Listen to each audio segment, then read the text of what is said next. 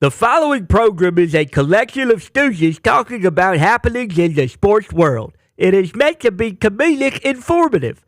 The opinions expressed on this show do not necessarily reflect the beliefs of their peers, their boss, or ESPN. There may be some cuss words because that's how humans in the real world talk. If you are young, please seek permission before watching any further. Hey. Why? Let's go! This show stinks, and the fact that you listen, we are very, very thankful for. Ah! The all-time leading tackler for the Green Bay Packers, You pig! Stop! Damn it! Be a friend, tell a friend something nice could change their life. Sport! Hello, beautiful people, and welcome to our humble abode, the Thunderdome. On this Sports Thursday, June 13th, 2024, this program starts right now. Sports! Are fantastic, and we're lucky to talk about them every single day. Last night, the Celtics continue to demolish every opponent that's put in front of them, whether it's at home or away. They win their 11th straight playoff game, this time, obviously, to take a 3-0 lead in the NBA Finals against the Dallas Mavericks. At one point in the fourth quarter, they were up 21 points, and everybody's saying this one's over. Then the Mavs fought back valiantly, got all the way down to a 2-point game. Inevitably, the Celtics would go on to win by 7, and now we're starting to talk about maybe the most dominant team in the history of the NBA. If they're able to sweep this one, get out the old broom and sweep right in front of all of Dallas's face and go back to Boston and have a parade and a celebration very similar to the one that Tom Brady had last night up at Foxborough that we will certainly chit-chat about.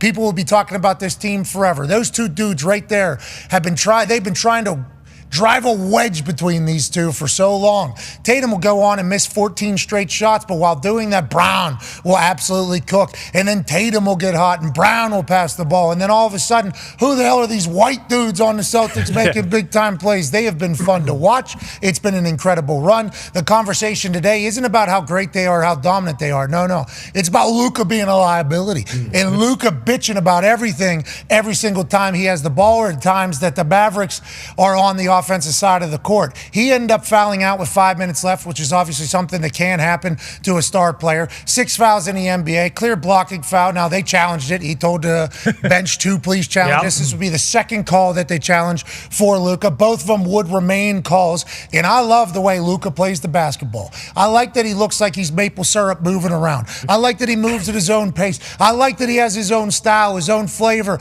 I hate watching him play basketball right now. I hate it. Well said. I don't like. He just bitches all the time, and it's like, hey, Bob, I understand the refs suck. We are maybe the loudest advocates for that, but you can't every single time you're on a court, every single time something happens, just bitch because you look like a soft ass guy who should not be on an NBA court. That is literally what it is. Luka could be the next face of this entire league. Luka could put the NBA on its back. Luka has a fan base around him already because of how great he is, and he's the first guy to have 5 straight first-team All-NBAs to start an NBA career. But he is tough to watch. I'm going to be serious. I don't know if I'm the only person thinking like this. I think the world is thinking like this, and I think it's something that Luka needs to figure out. Now, Wendy cut a promo on him to SVP after the game that was fire. Yeah, unreal. Absolutely fire. I would assume Luka and his people will watch this, and then they'll see that everybody is saying to Wendy, not, hey, Suit, shut up. Not, hey, Wendy, all you've done is followed LeBron your entire. None of that. Everybody's saying, what Wendy's saying is right. Go on, Brian. What Wendy is saying is right. So hopefully that's a little bit of a wake-up call maybe to Luka, who we all love and potentially love. Kyrie Irving shows up last night, has a big game. It doesn't matter. Nope. It does not matter with this Boston Celtics team. And obviously, we're going to chat with Javelle McGee today. Hell yeah. In the second hour. He is founder of Jug Life Foundation, which is about trying to supply clean water to those who don't have it around the globe. I read some stats. 800 million people do not have access to clean water. So he is obviously in the philanthropy world, not the business, because he's not making any money. Right. He's in the philanthropy world of trying to make that happen. I can't wait to chat with him. He's won 3 titles. He's been in the NBA for 16 years. I'm excited to get his take on it all. Not only just the Celtics being so dominant and not seemingly getting much credit throughout the entire season, entire playoffs, or in the finals. Nope. They're up 3-0. Yep. Luke is alive. This guy. This guy just doesn't. It's like, not the Celtics are phenomenal, and they'll be battling. Mavs will be maybe in the middle of an incredible run, and you look at the score, Celtics are still up 8 somehow. Yeah. It's like, how does that work? Well, they got a coach who's the youngest coach to get to the NBA Finals since 1966, who's showing their team videos of MMA guys getting choked out, and while they're losing their consciousness, potentially losing their soul, they're remaining calm because that's really the only way you could be saved. He's showing the team those videos, and then on the other side, he got Luka going, "Kawa! Wawa! Wawa!" It's like, it seems like there's a different mindset. Yeah. It seems like there's a different pedigree. In the championship pedigree that you dream of your team having, although this Celtics team has not won yet, they seemingly have it.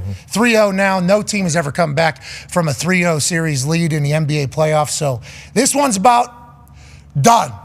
Congrats to the Celtics. Yeah. Well, hold on. Congratulations. Fox Table is here at Ty Schmidt over. and at Boston Connor. Way to go. Hang another band. No, it is not. Hang another band. Exactly. It's what Paul Pierce did yesterday, too. Paul Pierce, after the game, said, gas up the duck boat. This thing's cooked. But They should. I mean, I'm When sure was the last time those things were turned on? It's been a little bit. it's been too long. 2018, I guess 2019, because the Patriots, that season of 2018 ended up finishing 2019. But no, it is great to be from New England once again. The Revolution region is all the way back. The Boston Celtics, I mean, you mentioned it. They really don't get any credit, but they're at the point now where it doesn't matter.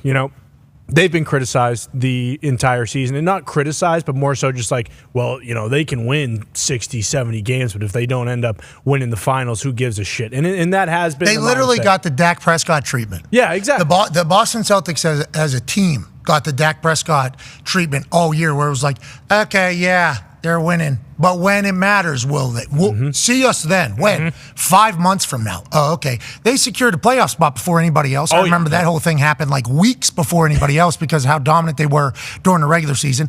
Then during the playoff run in the East, obviously the Pacers were, I got to see this up live and in person in this team. They're just, all of a sudden you blink and they're in the lead somehow, and then it's over. It's just like, it's such a dominating style of basketball. Yeah. And they have been dominant all year, and it really has been not a lot of chatter about the Celtics being great. And Greeny even said it yesterday.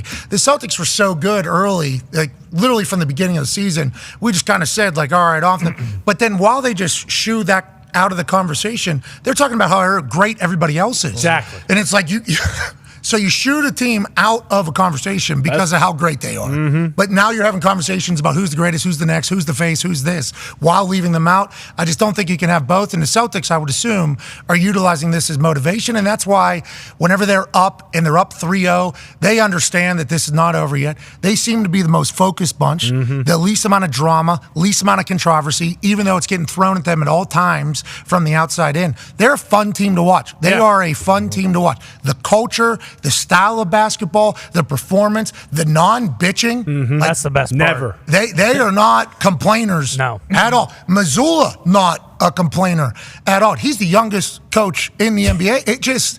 It's a wild dynamic that Boston Celtics have kind of figured out. Well, and that's what the crazy part is to what Greeny said. Like, hey, this team's so good that, we'll talk about them when it really matters. And then when it really matters in the playoffs, it's not talking about them. It's more so after every single round, oh, well, this team in the West is going to win. No, this team in the West is going to win. They were still going to go to the finals for sure. But seriously, no matter what, it was the Nuggets, and then it was the Timberwolves after the Timberwolves beat the Nuggets, and then it was the Mavericks who got 89% of the series bets before the series started. So it is one of those things where it's kind of almost a welcome party. Like, yeah, we are that team, and we probably will be for the next 5 years. Like, you look at these guys, sure, they are dominant. They are, very, very wise, if you will, by not bitching at all. Tatum's 26. Jaylen Brown's 27. Drew Holiday is the elder statesman. I think he's like 31. This team is a team that's going to stay together. They're all under contract, aside from Derek White, who has already said, hey, I do want to be in Boston still. And then you got stuff like that where it's... That's one of the most violent dunks I have seen. Yeah. And that's obviously they're up 15, but this is an NBA Finals. I don't care. This is game 3 of the NBA Finals. Well, if it was in a closer game, maybe. Well, it's not their fault. No. That is not their fault at all. Yeah. They would end up going up 21 after this entire run here. And then the Dallas Mavericks would start chipping away in a 22-2 run. And then all of a sudden the Boston Celtics wake up again and they end up taking the game away. But it's like, you're right. If I was a Celtics fan, I would be very easily convinced that the entire world is against us. Oh, yeah. No doubt. I mean, that is just a matter of fact. And you said something, I think, to the Miz. I think you said something to the Miz. It's always about the other team. It's always about the other team. Well, the Pacers weren't supposed to be there because they beat a hurt Knicks team. Exactly. Well, the Mavs, Luka's a liability. He hasn't been all year, right? No.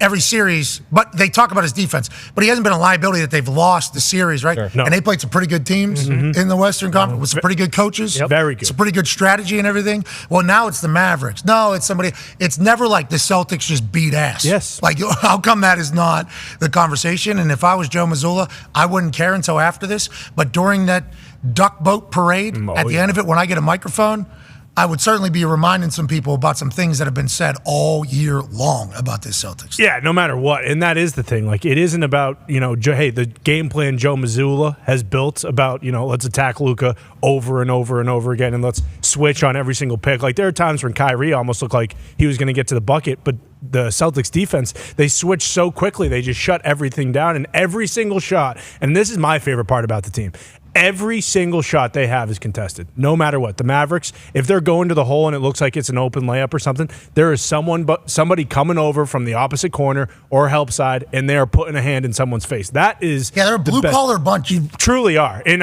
it goes to Joe Mazzulla. Like, that starts and ends with Joe Mazzulla. And it's not as if Mazzulla has been with this team for a long, long time. He was an assistant coach before, but he's only been the head coach for a couple of years. Like, this is his second year as the head coach, and they're already in the finals. Like, you can argue, of course, hey, Brad Stevens kind of took this team when Tatum was a guy or a young guy and Jaylen Brown was a young guy and developed them and everything like that. Maybe. Absolutely. But still having the mindset that they do. That's all Joe Mazzulla and also Al Horford, who's older than Joe Mazzulla. Controlling, like, egos and personalities, making everybody row in the same direction. Yes. Like, that is what coaches, you're supposed to cultivate a culture. That is what coaches are supposed to do. Motivate, inspire, strategize, but mostly let's make sure everybody is bought into what our team is. Everybody on the team needs to be bought into what we're trying to do, and they are. Because there's moments where they start playing like crap. Yeah, last night. They start playing like crap. Yeah. And nobody blinks. And they did that. Pacers were up 18 in one of the games. Yep. Nobody blinks. Nobody cries. Nobody complains. Nobody starts pointing a finger at anybody else, even though the rest of the world is trying to. Yeah. Like, hey, Tatum needs to do this. Hey, Jalen, don't you think Tatum needs to be a little bit? Hey, don't you think that Jaylen Brown needs to be a little bit better? Tatum, don't you think? Come on, you should be talked about more, shouldn't you? And they just don't. No. They just don't even bother getting into the conversation. Will they be able to handle success? Now, that's the next conversation. Exactly. Nobody's going to be able to compliment the Celtics how dominating the run is. They're immediately going to go, can this team repeat? Will they be able to still act the same way that they act now? They're a blue-collar, humble bunch seemingly now. Are they still going to do that after the duck boat parade? After they hang another banner and become the all-time leading NBA championship team over the Lakers winning another one? Will they be able to do that? Will Joe Mazzulla be able to handle the team through the successful times as opposed to just the failure times? That's going to immediately be it. For sure. And it's wild because I am not a person that sides with Boston on many things in the sports world because you guys had the greatest dynasty of all time that was celebrated last night. So wow, we don't want to hear it. Okay, that's kind of how I am. Yeah. I think that's how the whole world is, especially here in Indianapolis. There's a team that had to, square off with the Patriots throughout that entire thing, through the entire 20-year run with Peyton Manning at one half of the hammer. Dahn. Cowboys Tone Diggs from Pittsburgh, the Steelers, same exact way with this. So it's hard to feel any empathy or sympathy at all for Boston people. But the conversation around the Celtics all year is hilarious. Yeah. And it has been. And if they sweep this, I can't wait to hear how they avoid giving credit to the Celtics. Yep. That's what I am pumped up about. The conversation was about how Tatum, obviously he only had 18 points the other night, even though he had, 12 assists and 9 rebounds, but he scores 31, 6 and 6, and then the conversation isn't about him. They're not talking about when he does well, and it is pretty historic because I saw something Jalen and Tatum are the first two Celtics teammates to both have 35-5 in a game. And if you think about the history of the Boston Celtics and the amount of unbelievable players that they've had, Bird, obviously, with, Parrish, Havlicek, all those guys. McHale, like Bill the Russell. teammates, Bill, of course, but Bill was Bill, come on. But like the teammates and the teams that they have had in the history of the Boston Celtics is one thing. But then for them to be setting records within that team is A lot of the asinine. Garnett and Pierce run. Exactly, Garnett, Pierce, Ray Allen, like all of that thing. And that's not the conversation today, and that's fine. Well, it's Luka's law, Bill. Because it's Luka, yeah, and that's completely fine. Thanks a but lot, Wendy. It's incredible that they're here and it's 3-0, and it isn't finished yet. It's not over yet because no team's ever come Yeah, back. but you lose one game, you at least get to do it at home. Yeah. For sure. I mean, it's over. For sure. No, Like, it's over. I get he has to do that because I do the same thing. I want to jinx it. This is over. Okay, Mavericks lost. I'm sorry. Hey, good year, though. Yeah, I mean, they I'd had be a great shocked run. if it went Great run. past 4. It's over. They lost. Man, the Celtics won another championship. I know. That's I know. crazy. Not yet. that they Not did. yet. Yeah, they almost. did. Almost. Why don't we just hang that banner before There's the no next game? point in even playing the next game. I agree. There's really not. Missoula should just rest the boys, actually, because even the backups will be able to win this. I thing. honestly Correct. think they could. Yeah. You guys are assholes, okay? What?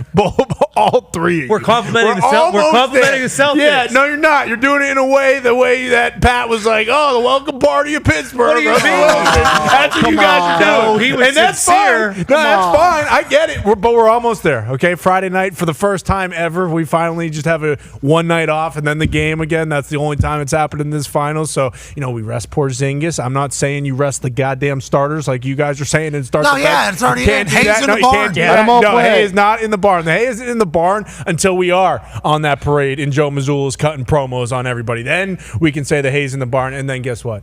Got to go back to back. Yeah. And then we got to go. I think the Hay's. Hayes in the barn, but Luka may be standing there with a match, just Ready to one burn last it match. down. Exactly, Especially with exactly. how everybody, listen to how we talked about him. Yeah. How everybody in the actual basketball community is talking about him. If we know Luka, he will be back.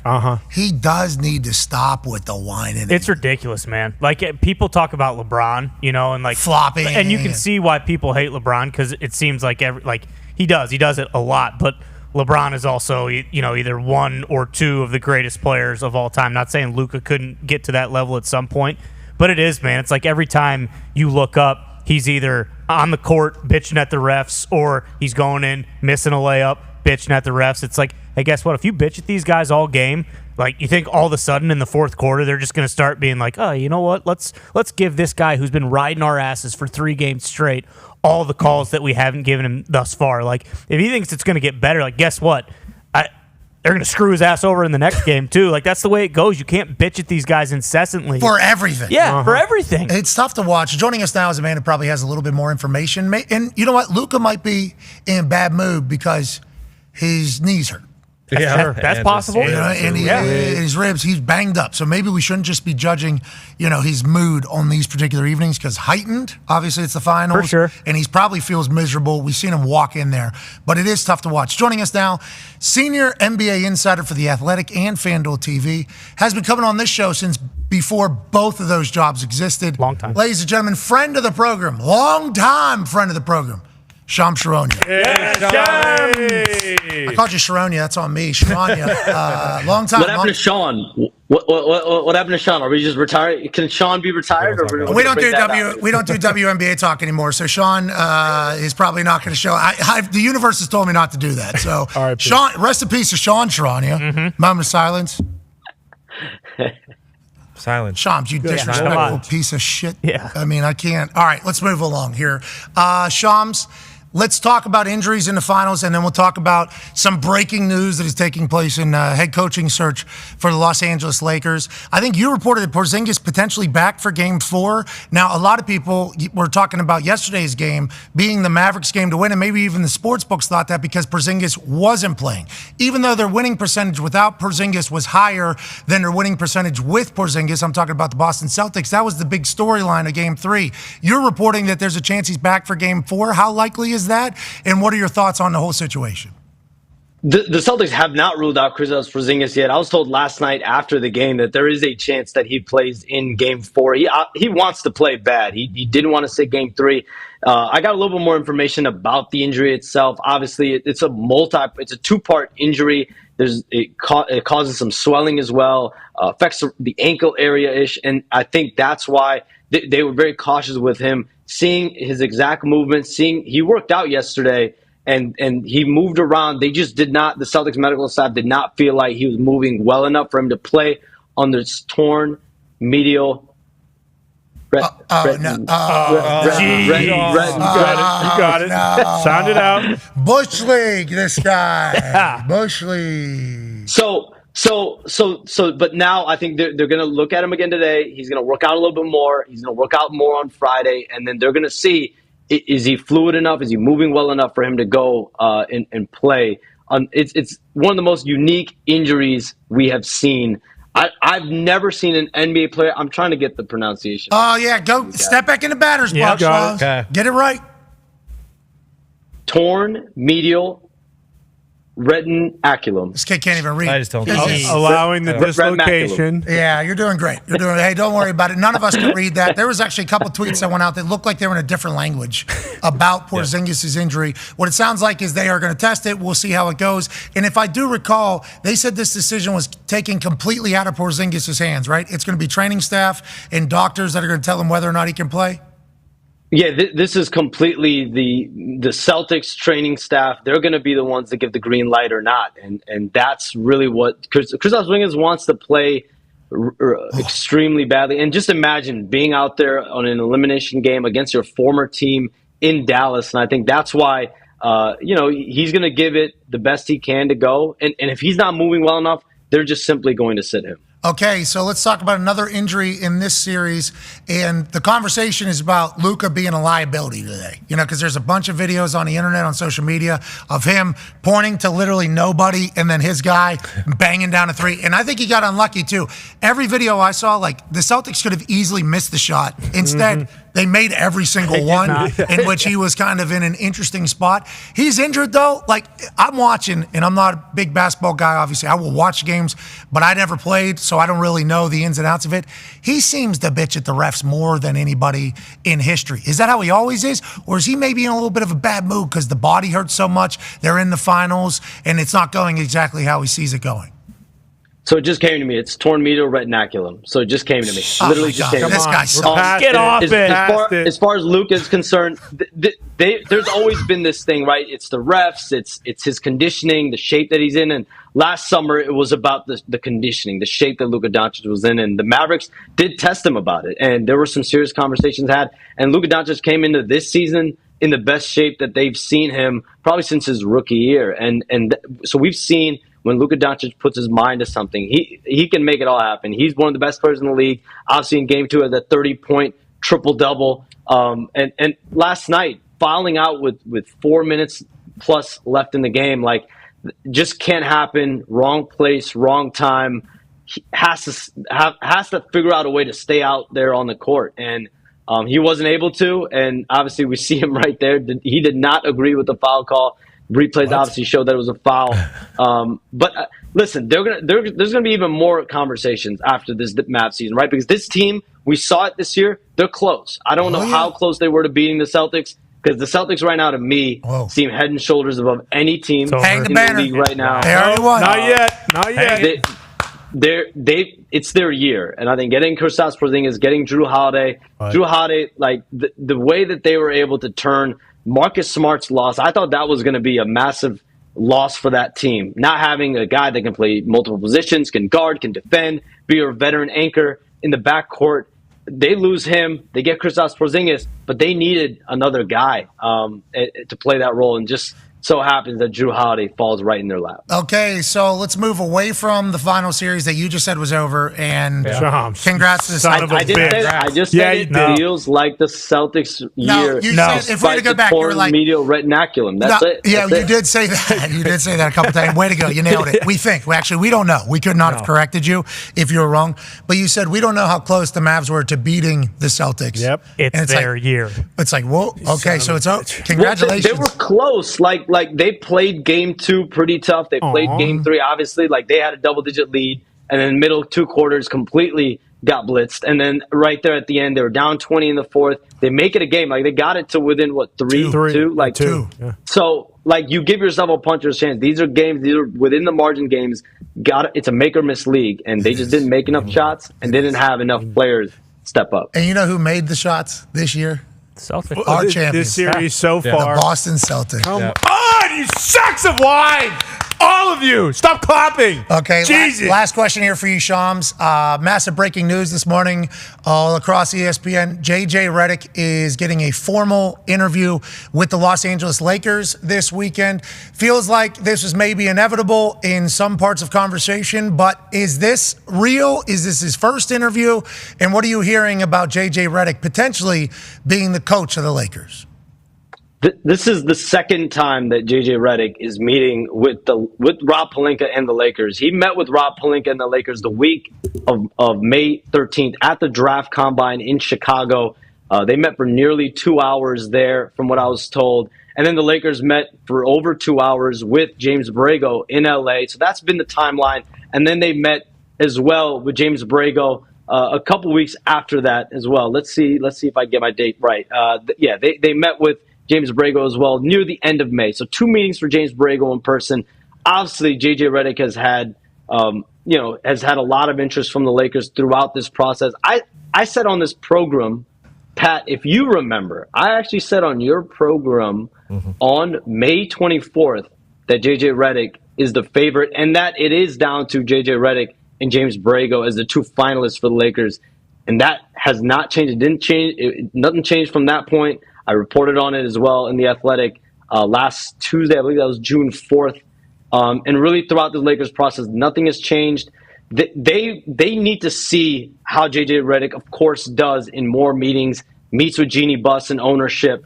But listen, I said also on May 24th, it's interesting. The dots are kind of connecting, right? Like the timeline is falling into place. We have the draft in about 2 weeks. The finals are about to be over. Potentially as soon as Friday. I mean, is this a fact? It's going to be over as soon as Friday, and then the Lakers will hire their head coach. It is interesting timing. I find it very interesting. Yeah, it's very interesting, and obviously we all know what happened with Dan Hurley and the Lakers. A 6-year, $70 million offer was made to Dan Hurley. He decides to return back to UConn now. All systems go back potentially into the J.J. Redick or Borrego camp, which you mentioned, I think, a couple of days ago. They could have hired him a few different times now.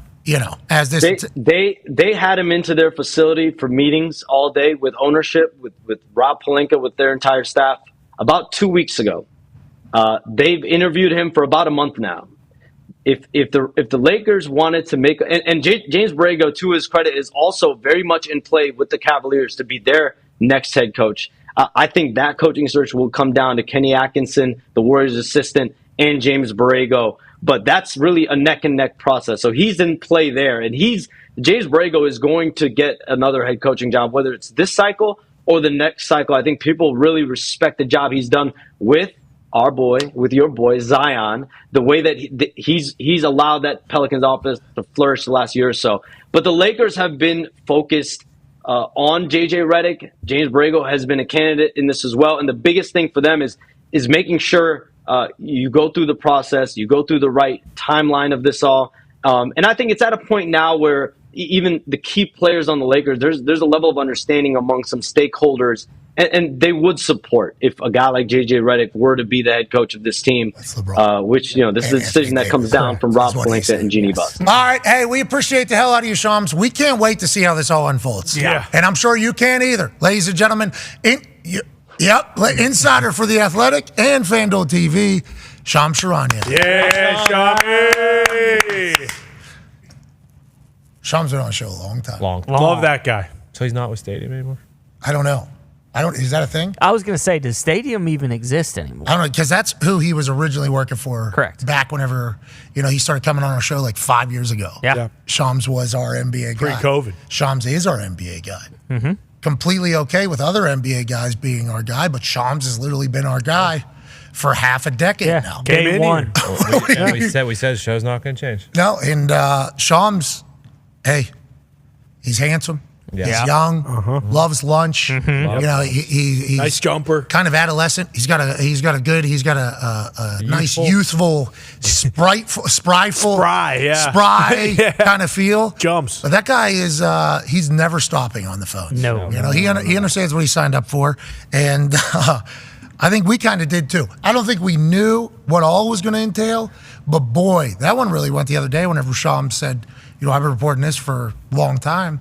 I'll be excited to see how it all works out. Me too. Joining us now, ladies and gentlemen, in a different world, the NFL world, a man who was a part of a couple of the Super Bowls up there in New England. A man who's been a general manager in the NFL before. He's an author. He's a speaker. He's a daily newsletterer. Ladies and gentlemen, podcast host, live show host, Michael Lombardi. I want to know who doesn't like lunch. That's what I would like to know. Who doesn't like lunch? I mean, seriously. Yeah, you're right. I love lunch. Nobody likes lunch as much as Shams, though. Old tweets of his from high school is like every single day of school he tweeted about almost lunchtime. Like, and if it's that makes sense for Shams, though. Yeah. He eats yogurt with a fork. Yeah, oatmeal as well. Oatmeal with a fork as well. I mean, Shams is an interesting guy, but he is in the NBA insider game, and all eyes are on who's going to be coaching the Lakers for a lot of reasons. Lombo, let's get to the event that happened last night. I mean, up there in Foxborough with a Boston Celtics Game 3 finals game happening at the same time. Tens of thousands of people packed out Gillette Stadium to celebrate Tom Brady going into the Hall of Fame, the number 12 being retired, and unveiling the fact that there will be a 12-foot Tom Brady statue outside of the stadium in the coming years or whatever the case is. It's like, what a beautiful night, what a beautiful celebration. And I got to see Bill Belichick get like a 3 to 4 minute standing ovation from the people in New England. Randy Moss got emotional. I mean, it was a perfect night, seemingly, for this event. Did you feel the same way watching along? And what are your thoughts now as we sit less than 12 hours removed from the event? Well, I loved it. I loved everything about it. Look, I mean, I wouldn't have 2 Super Bowl rings if it wasn't for the great Tom Brady or Coach Belichick and that organization. So it's wonderful to be recognized. And I think the New England fans understand and appreciate their former head coach in spite of the infomercial that they watched on Apple. I think they truly understand that he was responsible. But what I love the most is the players. I thought Randy Moss was awesome, talking about how Bill held everybody accountable, how he knew he was in the right place. Willie McGinnis talking about how they worked and they set the standard. To me, it was all about what they coined was the Patriot way, and it was a tribute to that, with Tom being the representative of all great things that happened up there in New England. So I think it was just truly a great, great moment. Now they're changing how they're going to do things moving forward, which is fine, but it's always good to pay back those who have made this franchise that when Robert Kraft purchased it was, you know, worth about $250, and now it's worth billions and billions, over $9 billion. I appreciated everybody telling their stories. I also appreciated this 2-minute rant from Tom Brady last night talking about the importance of football. Whatever makes them happy makes me happy. I would encourage everyone to play football for the simple reason that it is hard. It's hard when you're young to wake up in the off season at 6 a.m. to go train and work out, knowing that all your friends are sleeping in and eating pancakes.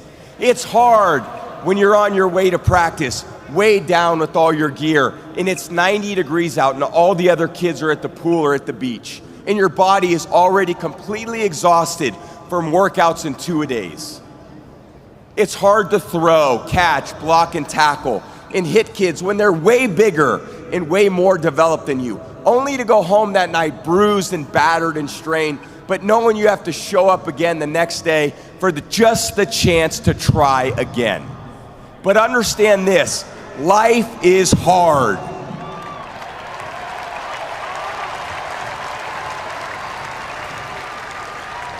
No matter who you are, there are bumps and hits and bruises along the way.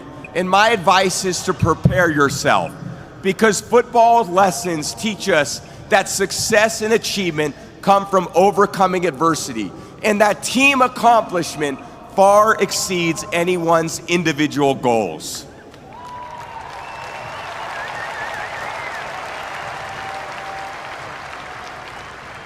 To be successful at anything, the truth is you don't have to be special.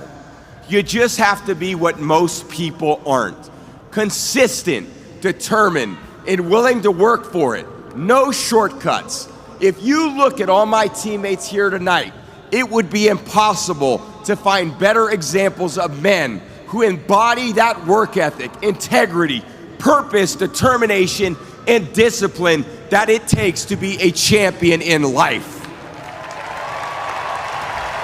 Now, there's a chance, and Connor's the one that said this, when he's doing that speech, he's potentially fighting back emotions as he's describing his teammates, which is why he's delivering it in the fashion that he is. But what did you hear there? What a perfect depiction of the sport of football and also the reality of what hard work brings.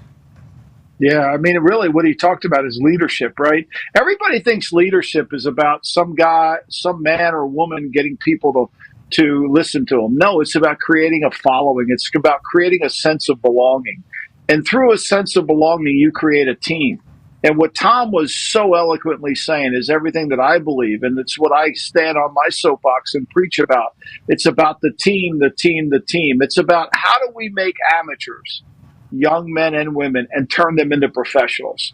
How do we make somebody understand how important it is to work together to a collective cause? We lost a great, great executive, a great West Virginian from Cabot Creek down there in West Virginia, Jerry West, recently. This is all he talked about. He won one title in 1972, but he relished in all the ones he won as an executive. He knew it was a team sport. He couldn't get over losing. Even as great as he was the logo, and he couldn't get over the losing. It caused him craziness in the offseason because it was all about winning titles. And I think ultimately that's what Brady understood and recognized. It's about how do we become professionals? How do we keep working hard? I think this is why Kansas City's been able to win 2 Super Bowls, because Mahomes gets it, Andy Reid gets it. You know, there's no easy road to success. It's ups and downs. It's bumps. You know, Luke Combs didn't become Luke Combs because he just decided to write a song one day. He had to go through the struggles and the trials and tribulations of all the things. And that's where we learn it. There's a difference between having experience and having expertise. Experience builds you for the moment. Expertise takes you through the moment. And I think that's what was a reflection of what we saw last night. And every player understood it was us, not one person. I appreciate everything that Tom and you are kind of laying out here, because there is a real fear. And I don't know if it's by a lot of people or by just some people who have been a part of team sports their entire life, that the modern generation that is currently going to be going through professional athleticism here in a while has no idea about just like the team mantra, because they're living in a society that is promoting them as a one. I mean, you got kids picking hats off a table that are being seen by millions of people to commit to college. These dudes haven't done anything in college at all, let alone the NIL money where people are getting paid to go play at schools, and then they might not even play a single down, make a couple $100,000. They think they got to figure it out. Well, what do I need to do next? Well, not get better at football so I can play on this team. No, I need to go hunt a check somewhere else. Where does the adversity come in where they can callous themselves and their egos and get a little humble and buy into a team? There is a genuine worry that it's not going to exist anymore, especially in a sport like football where you need it. So the fact that that's kind of become Tom Brady's mantra, and that's like kind of his entire thing, and I assume when he's commentating on games, that's going to shine through. But hard work and team are kind of everything that Tom Brady's been preaching since he is retired.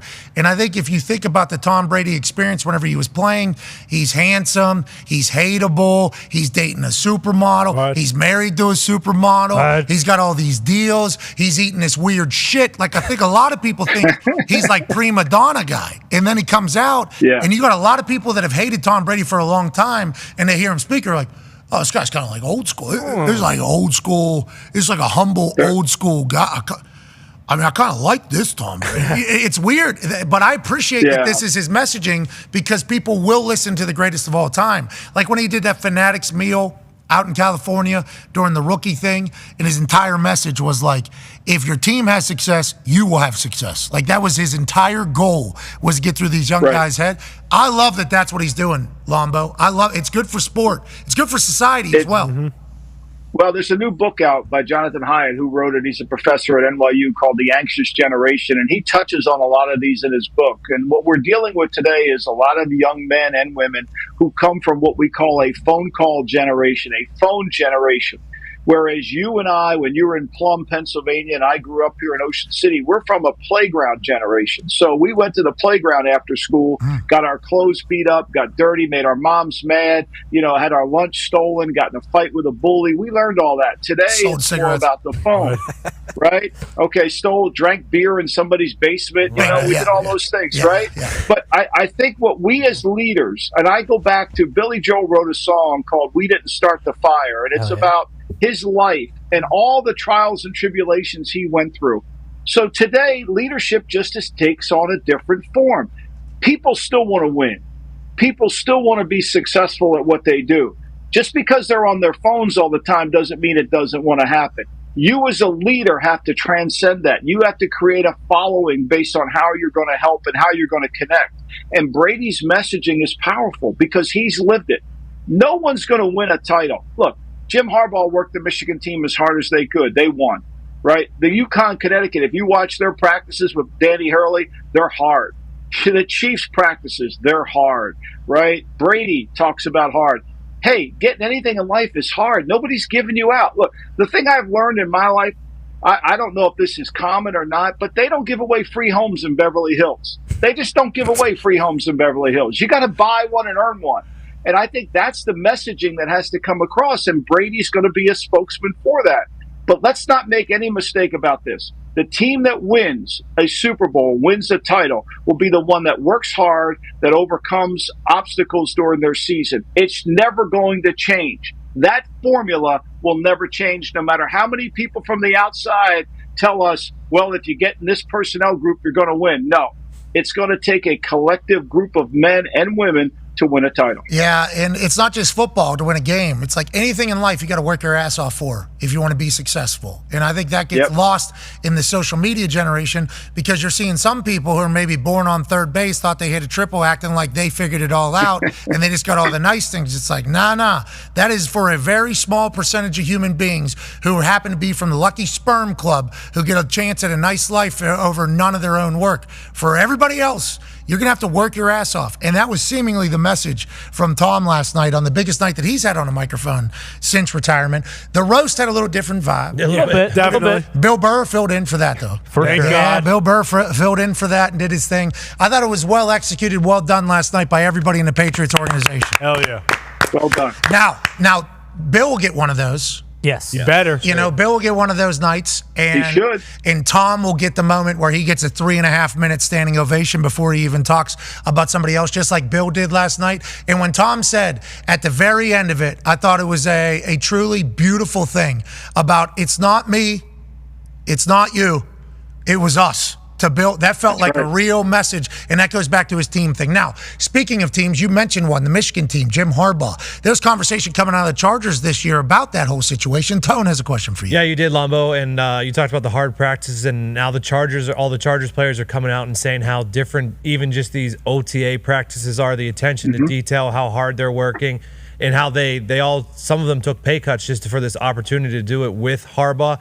What do you think the difference between, obviously, Staley and Harbaugh, or just how much better the operation is going to be with Harbaugh moving forward? And a quote just came out from Harbaugh that said that when he's cutting practices 30 minutes short, or he's cutting weightlifting 30 minutes short, the players are not listening to him, and they are continuing on with their workouts and stuff.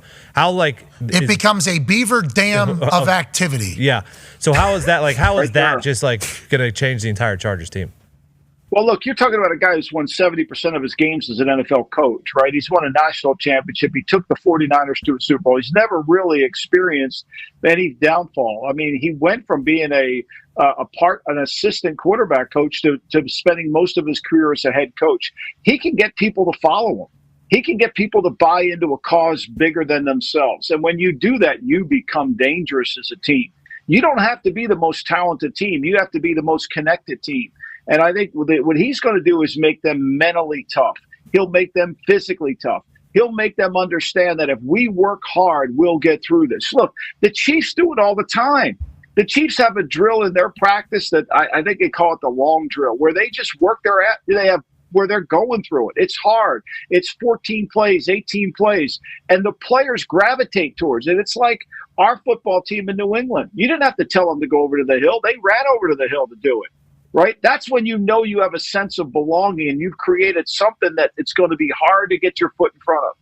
Yeah. And we try to take the path of least resistance. We want to make everybody happy. And when you try to make everybody happy, no one's happy. Yeah, okay. That's why they've never dedicated a monument to a committee. There's no monuments in Washington dedicated to the Kefauver committee. Of course there's not. Harbaugh's like this, too. Yep. Always been like They're this. going to be – look, I'm just telling you, they're going to be physical. You're going to have to show up and beat them. You're just not going to – they're not going to give you the game because they do something stupid and go for it on fourth down in their own territory. Okay. There it is. All right. Hey, there is the statue for the committee, actually, potentially. We were talking about this yesterday when the show ended. We were standing outside because it was 90 degrees with not a cloud in the sky. We were having a conversation. I don't want to say it's a cop-out, but it kind of is. So whenever you're just relying on like numbers to tell you what to do, that is like a committee that you're just saying, like for instance, Staley allegedly, now he told us that it's just his gut instinct, it's not the numbers, but if you see 71% of the time you do this, you go for it, and then you decide to do it strictly because that's 71%, you always have the option of saying 71% of the time this is like that. Yeah. That made the decision, not me.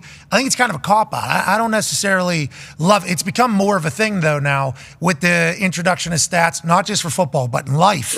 It's becoming a thing. Go ahead. But remember, football is, you can put stats in it, and I think it's important. And I'm not dismissing the value of analytics. Agreed. But here's the problem. If it's 4th and 1 and your right tackle can't block J.J. Watt and you call a run play behind him, that's not 71% anymore, right? Because you can't block J.J. Watt. Oh, no. Stats people, shut them down. This game is you guys are going to experience this with Belichick every game's going to be different, and every game has to be handled differently. You may say, let's kick a 42-yard field goal, but in certain situations, that field goal may be really challenging. Look at Bass's field goal at the end of the Buffalo game, right? The first field goal attempt in that game against the Chiefs, he barely made it. And the last one, he couldn't make it because the wind down there is so dramatically different. And you got to understand situations as it relates. Remember, football's a game of players and plays, not just a spreadsheet. And this notion that, which is crap, I saw somebody write this years ago, that momentum doesn't matter. No. That's really crap. Yeah, that's really crap. That's like that is crap. It is absolute crap. Total. But that's like, because we're taking shots, not we, but a lot of football people are taking shots at the stats community, right? Now, we all appreciate stats. I think it is quite an added advantage to make a decision. It is phenomenal. The super smart, nerdy math people getting into football, we absolutely love. But their defense back saying that momentum isn't real was like okay. You sound like doofuses right now. Yep. You sound like people that have never been around sports before. That's literally what. Yeah, but that's right. And that's what it is. Yes, that's it. And they've never felt it. They've never hit one and been like, hey, I need that. Oh, boy. Found it. I'm hot. Yeah.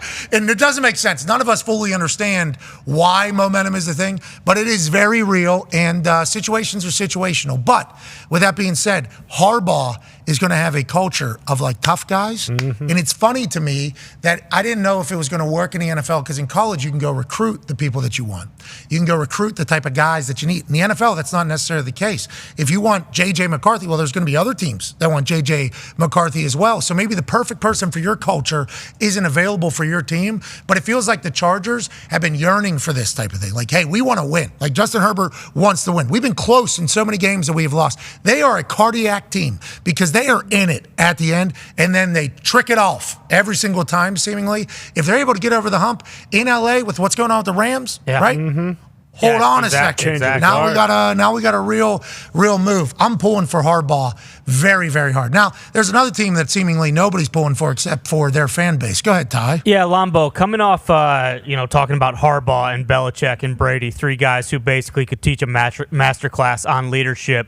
Go to the Jets and everything that's going on with Robert Saleh right now and Rodgers. First, it's, hey, everything's, it's inexcused. Excuse me, not unexcused. It's inexcused. They talked about it, but it's inexcused that he's not there. And then yesterday, Saleh basically said, like, listen, Aaron and I have talked, okay? We're on the same page. The only people who have an issue with this are the people outside the building, the media, which is basically the exact opposite of what he made it seem like a couple days ago. How do you think that whole situation is going to play out, especially after you have Rodgers basically saying, like, hey, we need to flush all the bullshit and just focus on football? That's why things didn't work last year. Like, how do you see this season going for the Jets, especially when they're starting, like, I mean, the season's not even here yet, and we already have this massive firestorm around the team? Well, I mean, that's an absence of leadership, right? I mean, they trade for Hassan Reddick, who Philly knows wants another contract.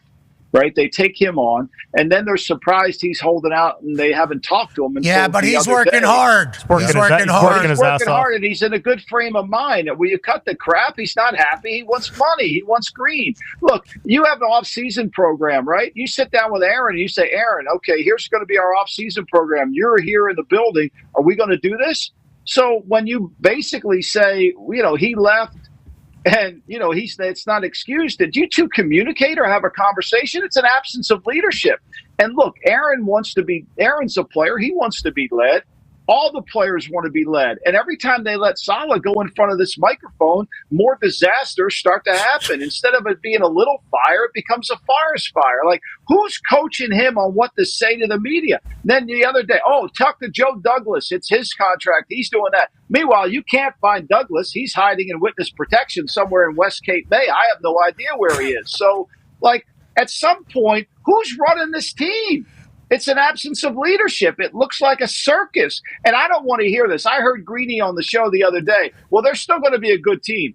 You can't be a good team if you have this much dysfunction. You cannot be a good team. You can't. You cannot do it. It's what Brady says. It goes back to him. You have to be completely focused on everything that matters.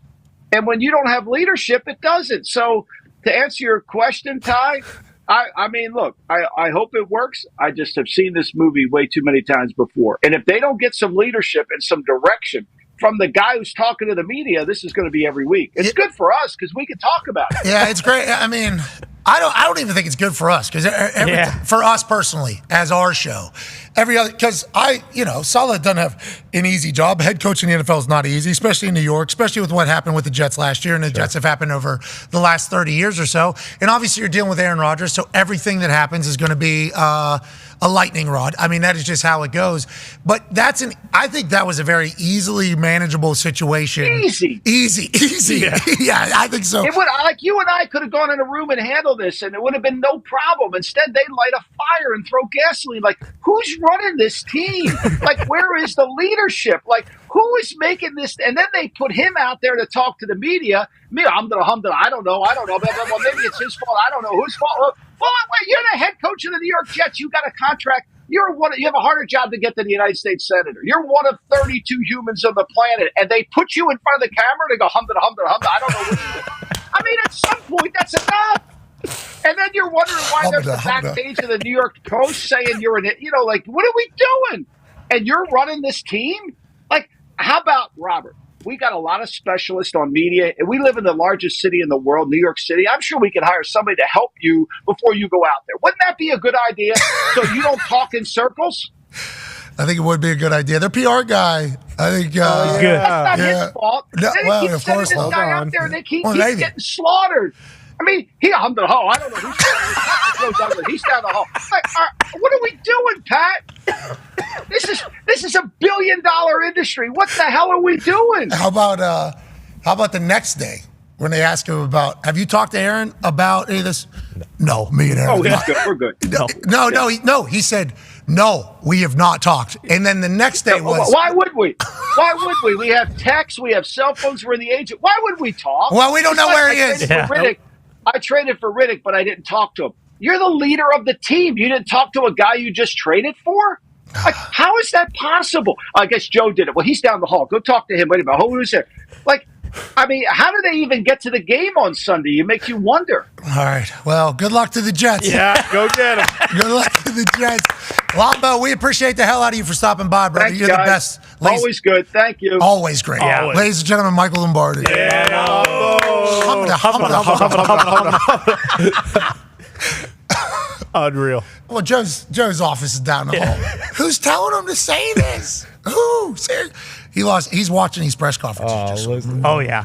His entire thing is leadership. It is. Yes. That's like he was a TED speaker, a TED talker on leadership. Wrote a book on numerous books, I think. Yes. On leadership. Like that. He is just like massively fascinated by leadership. So whenever people do stuff, they're just like, how's this guy in a position of leadership? Because a lot of people, when you're put in a position of leadership, that's a huge honor. Okay, like you are the one. And he said it's a harder job to get than a senator or whatever. It's like you are the one representing an entire group right there. You've been selected. You need to wear that as a badge of honor, not just something that you get to do. Like you are very lucky to be doing this. So whenever they handle it in a way where it's like, no, he's like, his head explodes. Yeah. Yes. Oh, yeah. And you're humming. Well, and like the people he learned from, it's like Al Davis, Bill Belichick. So like he Bill knows Walsh. what it's Bill Walsh. Like he knows what it looks like, and then for that to happen, and he hasn't gotten everything right. No, He's certainly not gotten everything Nobody right. has. And it's not an easy job being a head coach in the NFL, especially with Aaron Rodgers coming off the year. And we very much acknowledge that. But as soon as you hear him answer those questions, you just think to yourself, like, no way, this was the right way to do this, because you're immediately starting to fire. Well, especially like you said, like when you say something one day and then the next day, you know they're going to be asking you questions about it, and you immediately contradict what you said the day before, and then. When he blamed the media, he blamed the media too. So people go crazy, and then you talk again the next day, and you immediately contradict what you said the 2 days before that. It's just like you're just giving them fodder to keep going at you. Well, and then they had Hard Knocks, obviously. Right. Yeah. Opening speech, he's reading from a card. Yeah. It's like you had 3 months to prepare Players for this didn't love particular that. thing. Yep, the Eagle. All ex-players. That's what I mean, and yeah. the Crow. Yeah. All ex-players. I still remember. I could give that speech right now. Yeah, I think I could too. If I had to, and it wasn't my speech. But all ex-players, I think the conversation the next day was like, you saw him reading that card in the team meeting. It's like, oh yeah, that would be tough, because do you mean it, or is this a script you're reading? Yeah, who gave you that? Or is it your actual? And it's like, well, maybe he's not a great speaker. Well, he's a head coach in the NFL, so you got to be a good speaker. I'll tell you what, Saleh needs them to win this year. For sure. And he needs a guy that he is going to fine for missing 2 practices out of all of the offseason stuff to play very good, or it's over. And maybe he wants it to be. Yeah, true. You know, Legit. I mean, we have no idea. Good luck over there, Jets. Good luck. PR guy's really good too, so I'm happy to see. Classic Jets. This is just what they do every year, without a doubt. It never matters how good things are going. This always happens. We'll have AJ Hawk obviously in the next hour. He'll be missing tomorrow though. Oh, He's why? got a golf tournament thing he's got to play With Aaron? Pete Thamel will be joining us at 1:30 Eastern time. Don't know if he'll be golfing with Aaron. And then we'll have Javelle McGee for the first time on the program. 16 years in the NBA, currently playing for the Sacramento Kings, doing a fantastic thing with his Jug Life Foundation, where he's already built a well, I think in Uganda. I think like 5 of them? Yeah, it has a couple of schools. Like he is really trying to create opportunities for clean and fresh water to the 800 million plus people on planet Earth that do not have access to clean water, which is crazy to think about. Has Flint been figured out? Good question. Honestly, I was wondering that myself. I believe Javelle is from Flint. He is. Yeah. Okay, so I assume that is even more of a... Close to home. That was crazy to learn about over the last few years. And no one talks about it still, so it wouldn't surprise me if it's still bad up there. And I would assume that is a big piece of this entire puzzle. We will talk to him in about 15 minutes or so. Can't wait to get his takes on, is Luka a liability? Would you guys just attack Luka if you had to? We shall see. We'll be back next hour with some more stupidity, but boy, a lot of journalism as well. People forget about that.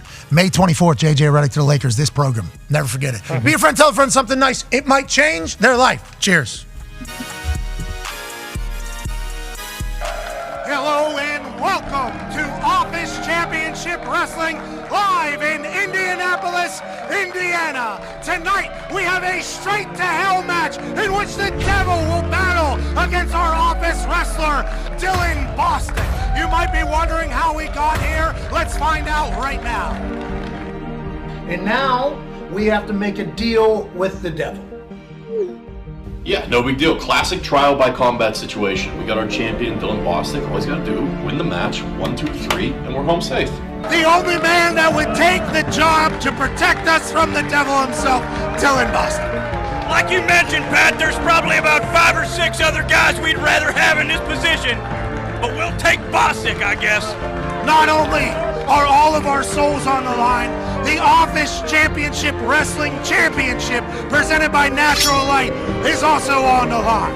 Jesus, the devil's trying to put Bostic straight to hell! I do not want to go to Good God, hell! no! Don't do Good it! God, no! Come on, Bostic, Pat! Oh, no! Oh, my... I'll see you in hell, Pat. The goddamn Easter Bunny's out here! What the hell's he doing here? The Easter Bunny is obviously here to help Dylan Bostic. Wait a minute. No! Oh, no! The Easter Bunny's been on the devil's side this whole time. Jesus Christ! Jesus Christ! What the hell's Jesus Christ doing here? The power of Christ is compelling Dylan Bostic. Look at this, Pat! Jesus Christ is bringing Bostic back to life! Jesus is going insane! And now Bostic's kicking wholesale ass in the ring! Jesus Christ has come to help Dylan Bostic defeat the devil and defeat the Easter Bunny. What's gonna happen here? Good God Almighty, it looks like he's going up in the scissor lift! Jesus is lifting the scissor lift. Jesus is now telling Bostic to come down. Don't do it, Bostic! Don't do it! Oh my God! Bostic's dead! He's dead! You can't tell from home, but that scissor lift is about 8 stories up, Pat! 80 feet in the air! Oh wait, he's tuning up the bed! The devil! Super kick! Into the casket! The devil goes down! The devil goes down! Shuts the casket! Straight that's back it. to hell! The devil goes straight back to hell, where he belongs! With the assist from Jesus Christ of Nazareth! Dylan Bostic saves the PMI office's souls and wins the OCW championship right here! The following program is a collection of stooges talking about happenings in the sports world. It is meant to be comedic informative. The opinions expressed on this show do not necessarily reflect the beliefs of their peers, their boss, or ESPN. There may be some cuss words because that's how humans in the real world talk. If you are young, please seek permission before watching any further. Hey! What? Let's go! This show stinks, and the fact that you listen, we are very, very thankful for. The all-time leading tackler for the Green Bay Packers, you pig! Damn it! Be a friend, tell a friend something nice could change their life.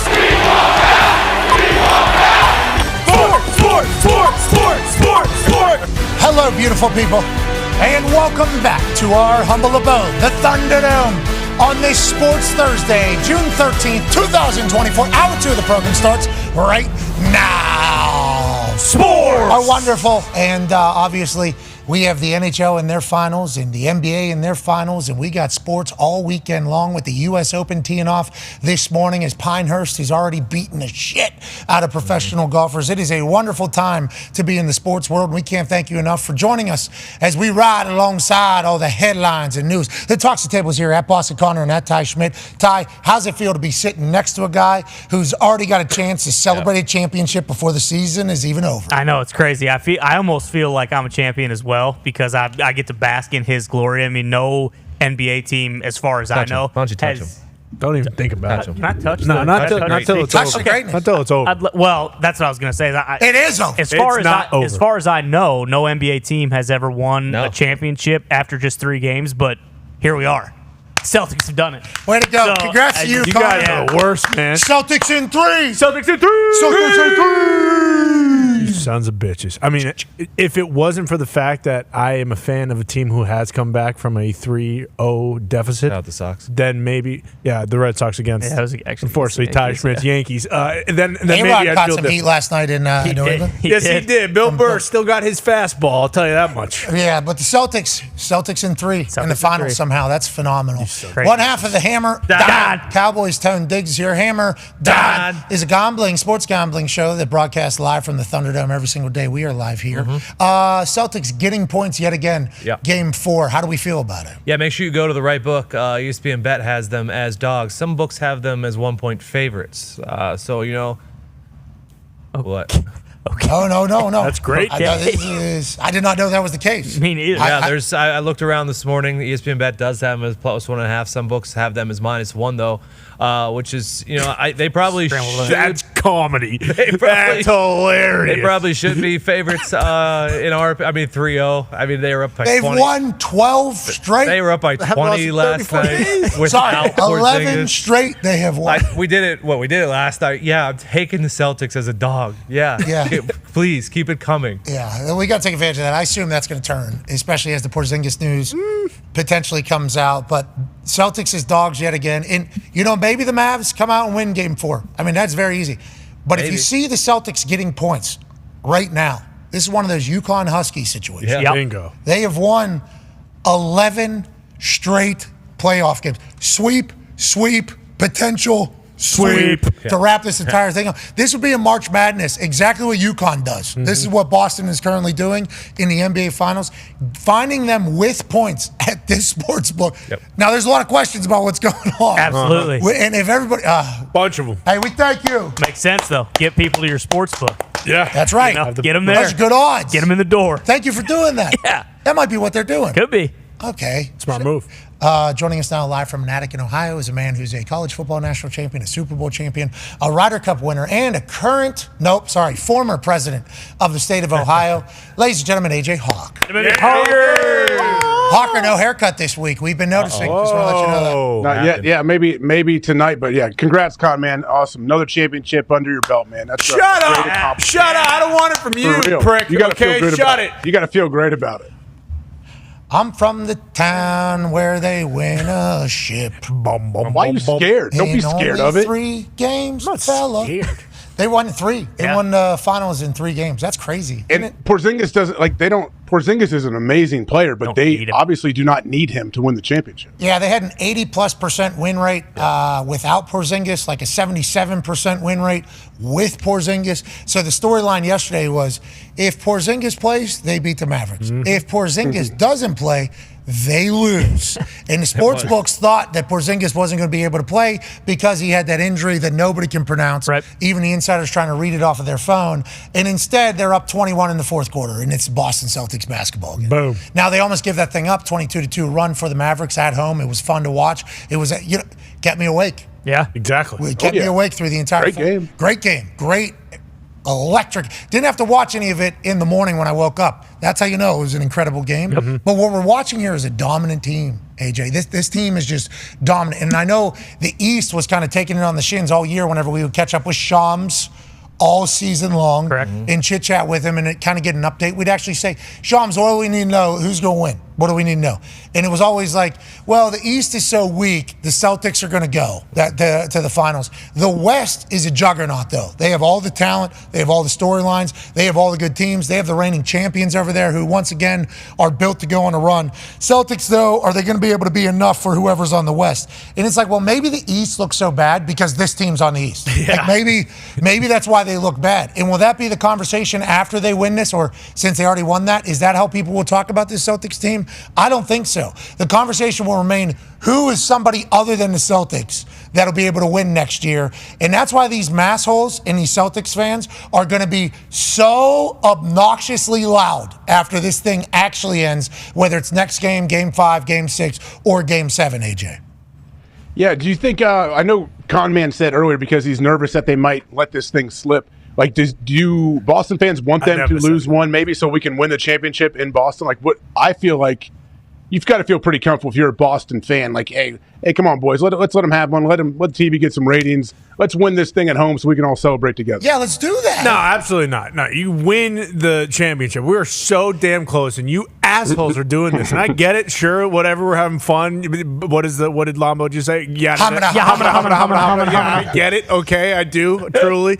But at the end of the day, that doesn't matter. Just win the damn championship. You know what also is cool? Winning at home, sweet. You know what's sweet? When the team wins on the road, and then they fly home, and then there's a million people waiting for them at the airport, because that's exactly what would happen. And, we talked about how Gillette was packed. TD Bank North Garden was also packed last night with a nice little live watch-along, completely sold out to the brim. Boston is a sports town. I don't think anybody can say anything differently, and they've won a lot. So a lot of things to celebrate for. So we're all incredibly bummed out that the Boston Celtics are maybe going to go on like a 6-year run. Chance. Joining us now is a 3-time NBA champion, a 16-year NBA vet, currently on the Sacramento Kings, and one of the founders of Jug Life, trying to get fresh water and clean water to the 800 million plus people that don't have access to it currently. Good human, great basketball player. Ladies and gentlemen, Javelle McGee. How are you, man? How you doing? Okay, hey, 3-time champion, and obviously our friend here, Boston Connor, is a massive Celtics fan, and we're trying to jinx them right now, very loudly saying they've already won the title, you've already won the championship. No team has ever come back from being down 3-0 or whatever the case is in the playoffs since the NBA has been regulated, whatever the case. You get it. Is this thing over, and why is this thing over? This Celtics team is just the most dominant team in the NBA right now, and why is that the case?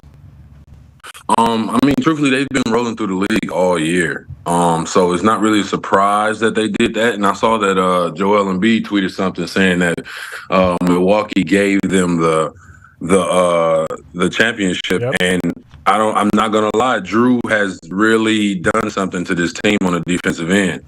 And you can see it the way that they're playing defense. It's not on both sides. Dallas isn't playing the same type of defense that Boston is. Okay, everything that Joe Mazzulla did, the Bucks give them the championship with Drew Holiday in the trade. They lose Marcus Smart. You bring in Drew Holiday. He's been locked down and knocking down shots. I mean, Drew has been like a perfect fit for the Celtics. Everything that Joe Mazzulla says, whenever he gives a speech and we hear him mic'd up, it all ends with it all goes through our defense. It all goes through our defense. Is that how everybody views it? Is that different for how the Boston Celtics are? And is that normal in the NBA? I mean, if you have a dominant offensive team and then they can actually pick it up on defense, usually those teams are the teams that are most dominant in the game. When we won the championship in 2020, before we went to the bubble, me and Avery Bradley was a point guard, I was a center. He made it so easy for me because he would get over every screen. He would never get screened. And watching these games, Drew is barely getting screened. He's fighting over every screen. And when you have a guard that's fighting over every screen, everybody else can get back to their man, and now it's just like no mismatches. And you know the way Dallas play, they continuously try to find mismatches, and if that person on the ball is never getting screened, it's hard to play like that. Go ahead, AJ. Now, I know Jason Kidd, I believe, said, that Luka has a target on his back or whatever now, and maybe he has for a while. What do you think they're doing, like Boston, when they see Luka, maybe up top guarding somebody? Are they trying to take advantage of this guy and trying to, expose him on the defensive end a little bit? That's the story of the day, Javelle, is that Luka's a liability. That's what all the talking heads are saying today about basketball and about the NBA Finals. On the defensive side, Luka's man-on-man defense isn't that great. But I think Luka can get past that if he decides to, when he does get beat, to continue to hustle and get to the weak side or get to the help side or wherever the man is helping from to go and cover his man. I think the thing about Luka is he's exerting so much energy and has the ball the whole game on offense. I don't know what type of shape he's in to be able to do everything. He go and give you 36 on offense and also play defense the right way. That's a hard combination to do. Yeah, is it a be who you can afford to be type thing in the NBA? Like, you understand that some of your star offensive guys might give up a couple on the defensive side to not only conserve energy, but to last through an entire 7-game series. How are the Mavericks feeling about Luka in this particular series, in the locker room? You think about it all, because the videos are everywhere. In modern world, everybody sees everything about Luka pointing somewhere else and then his guy knocking down a shot, or doing this and knocking down a shot, and then him complaining to the ref seemingly about every single thing he does on the court. How do you think the rest of the team feels about it, and how does the league feel about Luka? I mean, the league, everybody in the league knows Luka isn't the best defensive player, but at the same time, no one cares about Luka's defense because he'll go and give you 50. So they're just like, we'll live with it. It doesn't matter. And that's how the Mavs feel also. But I feel like this is the only series where it really shows up, because Boston, everybody's playing defense. So it's like, is it going to be 5-on-5 or is it going to be 5-on-4 when Dallas is on defense? And that's a problem Luka's going to have to figure out. He's either going to have to really lock up on defense man to man, or he's going to have to figure out how, if he knows he's going to get blown by, how to think and get to where he needs to be when he gets blown by. And Dallas is going to figure out how to help him in the most manageable way. We're talking a 16-year NBA vet, 3-time champion, Javelle McGee. When you talk, and I mentioned it there at the end because as a spectator, and I'm not an insider in the basketball world. I got a jumper. I can shoot. Yeah. I can shoot you. I can put the ball in the hole if I need to. I'm not going to be able to run. Right. I'm not giving you meaningful minutes. Defense, I'm not smacking the floor. But if you get me in my spot and somebody's able to get me the ball, I'm probably in the pocket. Yeah, I'm probably going to knock it down. Knock it down, and I'm going to celebrate too, as if I did a lot more than I actually did. But like watching Luka with the refs, and believe me, we are maybe the biggest. Hey, refs, you need to be better at your job show in the history of sports media. Like, I think we actually are in the NFL and even the NBA. We got some tweets from the official NBA's Twitter account. So, like, we are very much understand. Luka seemingly complains about everything that happens on the court to the refs. Is he known to do that? Is he a guy that you guys can kind of, if we get him a little bit pissed off, maybe he'll run himself out of a game? Like he fouled out last night with like 5 minutes left, 4 minutes left or whatever. Obviously, they're a much different team when he's gone. But his relationship with the refs, is that noted? Is this just a rare occasion of him complaining about everything? And how many guys are like this in the league, Javelle? I feel like everybody's like this in the league. It's just that you guys don't portray these bad sides of people until they lose. If Luka would have won that game and had 35-40, we wouldn't be talking about him complaining to the refs. We'd be like, Luka's the greatest ever, and he's going to bring the team back. And his defense is awesome. His defense. Exactly. He was really locking down on defense. You would have thought none of those blow-bys at all if they would have been winning these games. So, I mean, it's sort of a media thing, and at the same time, everybody complains to the ref if they feel a certain type of way. And definitely the stars complain to the ref. Those are the main people who complain to the ref because those are the only people that the refs listen to. They don't listen to the bench players. They don't care if you're complaining to them. Hey, you. I don't know your name, so shut the fuck up. Okay, yeah. Everybody else, yeah. Luka, we move jerseys. Okay, you're selling tickets. We get it. Kyrie. Absolutely. Yeah. And it does feel like the NBA does. The refs have a little bit more, feel like they're deciding. Just watch the next game and look who the refs are actually talking to, having conversations with, and then look who the refs are walking away from. Okay, I'm going to. That is what I'm going to watch. But there is one team that doesn't seemingly chat with the refs at all. And they have the youngest head coach to make the finals since like 1966. Go ahead, Connor. Yeah, Javelle, what do you think about Joe Mazzulla? Because obviously there was early on in his career that he was kind of handed this team and that it wasn't as much him being a great coach. It was more so about the team having great players. And now it's kind of changed with, his strategy and things of that nature that he is one of those top coaches in the NBA. What are your thoughts around him? And what do you think about just like the culture? Because as Pat mentioned, it feels like the Celtics, although there are times where, you get hands thrown in the air if they don't get a call, but it feels as though they're very easily moving on to the next play. Is that credit to Joe Mazzulla or is that just the culture? I think Joe, I don't know Joe's full story, but I do know that, I don't know it, but just looking from the outside in, Joe seems like a savant when it comes to this coaching stuff. He seems like he does stuff differently, but he's very specific on things. So I would assume that during the start of these playoffs, he told, and he's continuing to harp on this, leave the refs alone. We're good enough where we don't need to talk to the refs. We're going to beat these teams, but if you mess with the refs might start messing with what we have going on. So just leave the refs alone. And I've been on teams where coaches are like, leave the refs alone. Do not talk to them because it's not going to help us. So with them being that great, I feel like Joe is in the locker room every day before the games. And last but not least, before they bring it up, leave the refs alone because we don't need them. We're good. We're going to win this game. But if we start messing with the refs and complaining, they might try to turn this game around. Yeah. Brothers in Foster are waiting out there. Mm-hmm. Yeah. Go ahead. I dare you. Yeah. Say something. Do it. Yeah. We got 2 shots coming right around the corner. I got it right in the holster. Yeah. I watched them with the Pacers. It was my first time really getting a chance to watch the interaction and look for it. Pacers were up a bunch. I forget who we were playing. Knicks. I think we were up. It was Knicks. Pacers were up 20-something in the second or third quarter, and I started seeing a lot of calls start going against the Pacers. And then all of a sudden, Mr. Brothers is down in front of me, and I'm like, hey, we're allowed to win by 40, Tony. We're allowed. This is you don't have to start just giving them bullshit.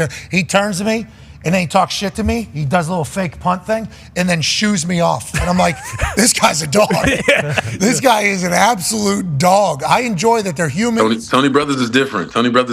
Yeah, well, there's been a lot of stories I've heard Jeff since. Teague. Yeah, Jeff Teague has told us about Tony Brothers. Yeah, there's great stories out of the NBA. Hey, I don't know what you're going to do in post life, and Ty's about to ask that, but the stories that come out of the NBA in this podcast generation are absolutely gold. Yeah. Absolute gold, Amazing. which leads to Ty Schmidt's question. Yeah, Javelle, I saw that you produced a song on, I think it was Justin Bieber's 5th studio album, which is, that's awesome. That's really sweet. Is that something that you're going to go into full time when you're done playing, or is that hard right now because obviously you're going to be able to catch oops and just eat glass for probably the next 10 years so you can keep playing if you want, and the Kings are kind of a young, exciting team on the up and up right now. Is that something you've thought about, that like, hey, I've already got one song on one of the biggest stars in the world's album, like I might want to maybe, move into that full time sooner than later? Right. I mean, I've definitely always been into production. And that album was Grammy nominated also, so I'm technically a Grammy nominated producer. Let's go! Hell yeah! So, but yeah, I've always had a passion for music. I've been doing it. I've been doing it during my basketball career, for my whole basketball career, and after, I definitely plan on locking in a little bit more, and also on the production and movie side. So, yeah. What are we doing? We're making beats? We producing. It's the difference between making beats and producing. Yeah, I like to tell people that. Enlighten me. So they make sure that making beats is usually make a beat and you send it off. Producing is actually being in the studio with writers and artists and having to figure out how to place this song and what words are going to make sense, and actually creating the song. So I'm a producer, technically a beat maker, but I don't like that. I don't like that term beat maker. I don't like that. Well, get some drums, Javelle. Metro took some shots. Yes, he did. Metro took some shots. He did. Yes, he did. Okay, so you're DJ Khaled in there. I guess you could say that. Yeah, that energy. Yeah, I like that. That's awesome. Let's go. What a career. What an absolute career. Yeah, are we screaming anything before, like McGee on the beat? Like, is there any of that? It's Pierre music. That's what you hear in the beginning, but not on the Justin Bieber. I didn't have my tag on that one, but most of my songs have Pierre music in the front of them. All right, how's it sound like? Because the Maybach music is that lady. It sounds sort of like that. It's a girl saying it. Oh, you don't want to do it. Oh. That's smart. No, I'm definitely not gonna. My voice high. It's hard for me to even do it. I can't even do it. I don't know this testosterone in me. I don't know. It's not extra either. NBA. Yeah. 16 years. Don't be 16 years in the NBA. We don't need any questions to be asked or anything like that. And I do appreciate you just said, I'm not your puppet. No thanks. I'm not going to say it. Okay, you can go listen to that if you need to. 16 years in the NBA, obviously accomplished a lot of things. Now on a different team. Just talked about that. Go ahead, Tone. Yeah, Javelle, Ty just mentioned how the Kings are a great up-and-coming team, and then obviously you've been on some of the greatest NBA teams of all time, and those Warriors that were unbelievable. What is the difference between, like, when you're going into those Warrior years and you know that it's like a title or bust and the stress that comes with that versus, say, the Kings team this year, where you guys know that you have talent, you're up and coming, and just kind of the vibes dealing with that? For personally, I feel like this year on SAC we had a problem with playing down to our competition. And you were saying what's the difference between the times I was on the Warriors and everything. When I was on the Warriors, when we played bad teams, you could tell that those teams were bad. For some reason, when we played bad teams, we had a lot of close games against Detroit and San Antonio and teams that were literally bad all year. But we just had a bad habit of playing down to our competition. But at the same time, we would play up to our competition too when we played great teams. So it's that balance, and that's definitely the difference between championship teams. They take care of business early when it comes to bad teams, to where those third and fourth string guys are playing that whole fourth quarter. Okay, and obviously we're playing forever. Okay, we know that. We know we're playing forever. How is the body and life now versus like 10 years ago, shall we say? And do you feel the difference?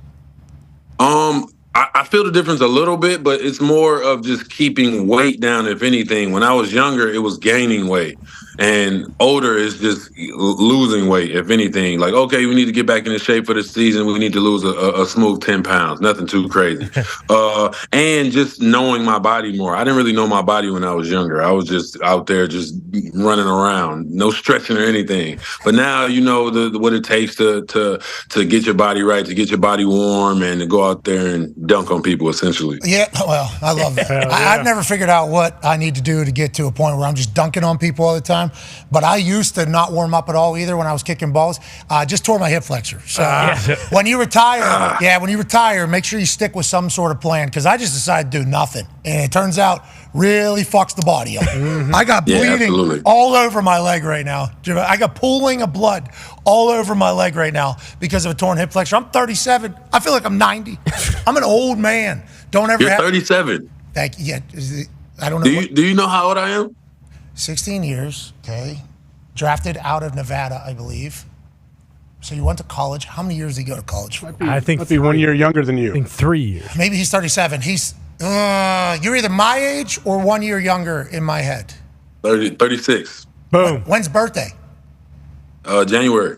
Oh, we missed it. Happy birthday, man. Happy birthday, Javelle. Happy birthday. Appreciate it. Yeah, sorry we missed that. There's one coming up, too. Save that one for that one as well. Connor has another question for you. Yeah, Javelle, obviously you won an Olympic gold medal in 2020 in Tokyo, and now the Olympics are coming up here in Paris. What goes into selecting the men's team, and is it different this year than previous years because some of the guys that haven't played in the past are playing this year? And is it always expected when you are on Team USA, especially in men's basketball, like, hey, we got to beat every team by 30 or else everyone's going to make fun of us? Thanks to the Dream Team. From there on out, it's assumed that USA is going to win. And if there's anything less, if there's even one loss, even though it's like pool play and you can lose like once or twice, even if it's one loss, it's like, well, there it is. We're never winning again. It's crazy. This is the worst team ever in the history. So it's just a very high expectation for the USA, and mainly because most of the USA basketball players are in the NBA, which is the best league in the world. So I feel like it makes sense why that's the way. Hey, big weekend for you. Hey, U.S. better win. Yeah, they better win. We will. And everything, too. We just beat Pakistan in cricket, so we better win all those games, too. Did we really beat Pakistan in cricket? That is crazy. We lost to India, though. They're a tough squad. India is the USA of cricket. Yeah. That's a great way to describe that. That's a great way to describe it. They got hot bats. Great bowlers. Speaking of hot bats, we got a Water for Life celebrity softball game coming up this weekend to raise money for your Jug Life Foundation. And this is phenomenal. I think we looked this up earlier. You're from Flint, Michigan. Is that accurate? Absolutely. Okay, so was that a massive piece of this entire thing? Because I think we just learned a few years back that there was no clean water for like a very long time. I don't even know if it's been fixed yet. Was that a big piece of why you've dove into this? And you're making real change, bro. Absolutely. The funny part is I did it the year before that news came out. So I didn't even know that was a thing. I wasn't living in Flint at the time when it happened. So the year before I started the foundation, and then the year after that news came out. So it was sort of a coincidence, and then it was a super coincidence that I was actually from that city. But my foundation, we build water wells in Uganda. Jug Life Foundation, we build water wells in Uganda, and we also go around the country and teach kids about the importance of living a healthy and active lifestyle, and drinking water, of course. Mm-hmm. So it's such a passion of mine, and then that happening in Flint definitely put some fuel under me to where I was like, okay, we really got to go full force with this. People can support by heading to the Sutter Health Park, which is 400 Ballpark Drive in West Sacramento. Like that. Okay, on Saturday. First pitch is at 4 p.m. It's where the Athletics are playing. Oh, okay. That has been handled really well. Oh yeah, that whole thing has been handled really, really well. We're happy they found a home. How are you hitting dingers in this thing? I just saw Travis Kelce win a. I'm straight homers. I'm over the green wall every time. Oh yeah. Okay, so how many players will be on each team? Who's coaching the teams, and what should we expect? Are any videos going to be hitting the internet from this celebrity softball tournament game? Sorry. Absolutely. Videos everywhere. Me and Matt Barnes are team captains, and then it's all our celebrity friends. Us on our team. It's gonna be the same. What is it? 9 players on every team in the outfield. So yeah, that's what it's gonna be, and it's gonna be a great time. Doors open at 3. First pitch is at 4:30. We're gonna have a home run derby. We're gonna have some participation from the crowd. It's gonna be pretty fun. Matt Barnes is in a weight room. He just posted something on his Instagram where he is moving some weight right now. And they're talking about him being like good football player coming out of high school. I don't doubt it. Like everybody was talking about who could make it. Oh yeah, here's a question. You can play in the NFL? Is that what you all just feel that way? You all just feel that you play in the NFL, or you NBA guys? I don't think I can play in the NFL. They'll break my legs in half. I actually played football my sophomore year in high school, and I couldn't figure out how to tackle. So that was it after that. How tall were you then? Yeah, I mean, what did you... I was 6'6", 6'7". On JV football, and once you get that, once that little drill where it's guys on the left, guys on the right, and you got to tackle a person through the pocket, I never could figure that out. So yeah, so whenever I got in the game, they I played wide receiver, so whenever I got in the game, they made sure they ran run plays. Oh, that's unfair. They should have been throwing that thing up to you. Them having a 6'7" guy try to figure out leverage and get a tackle, pretty rude. Interesting. Pretty rude. Should have done that, but throwing it up to you should have been a play, not JV, but on varsity. But Matt Barnes, I guess. And I don't know how openly he spoke about it. I think everybody else spoke about him.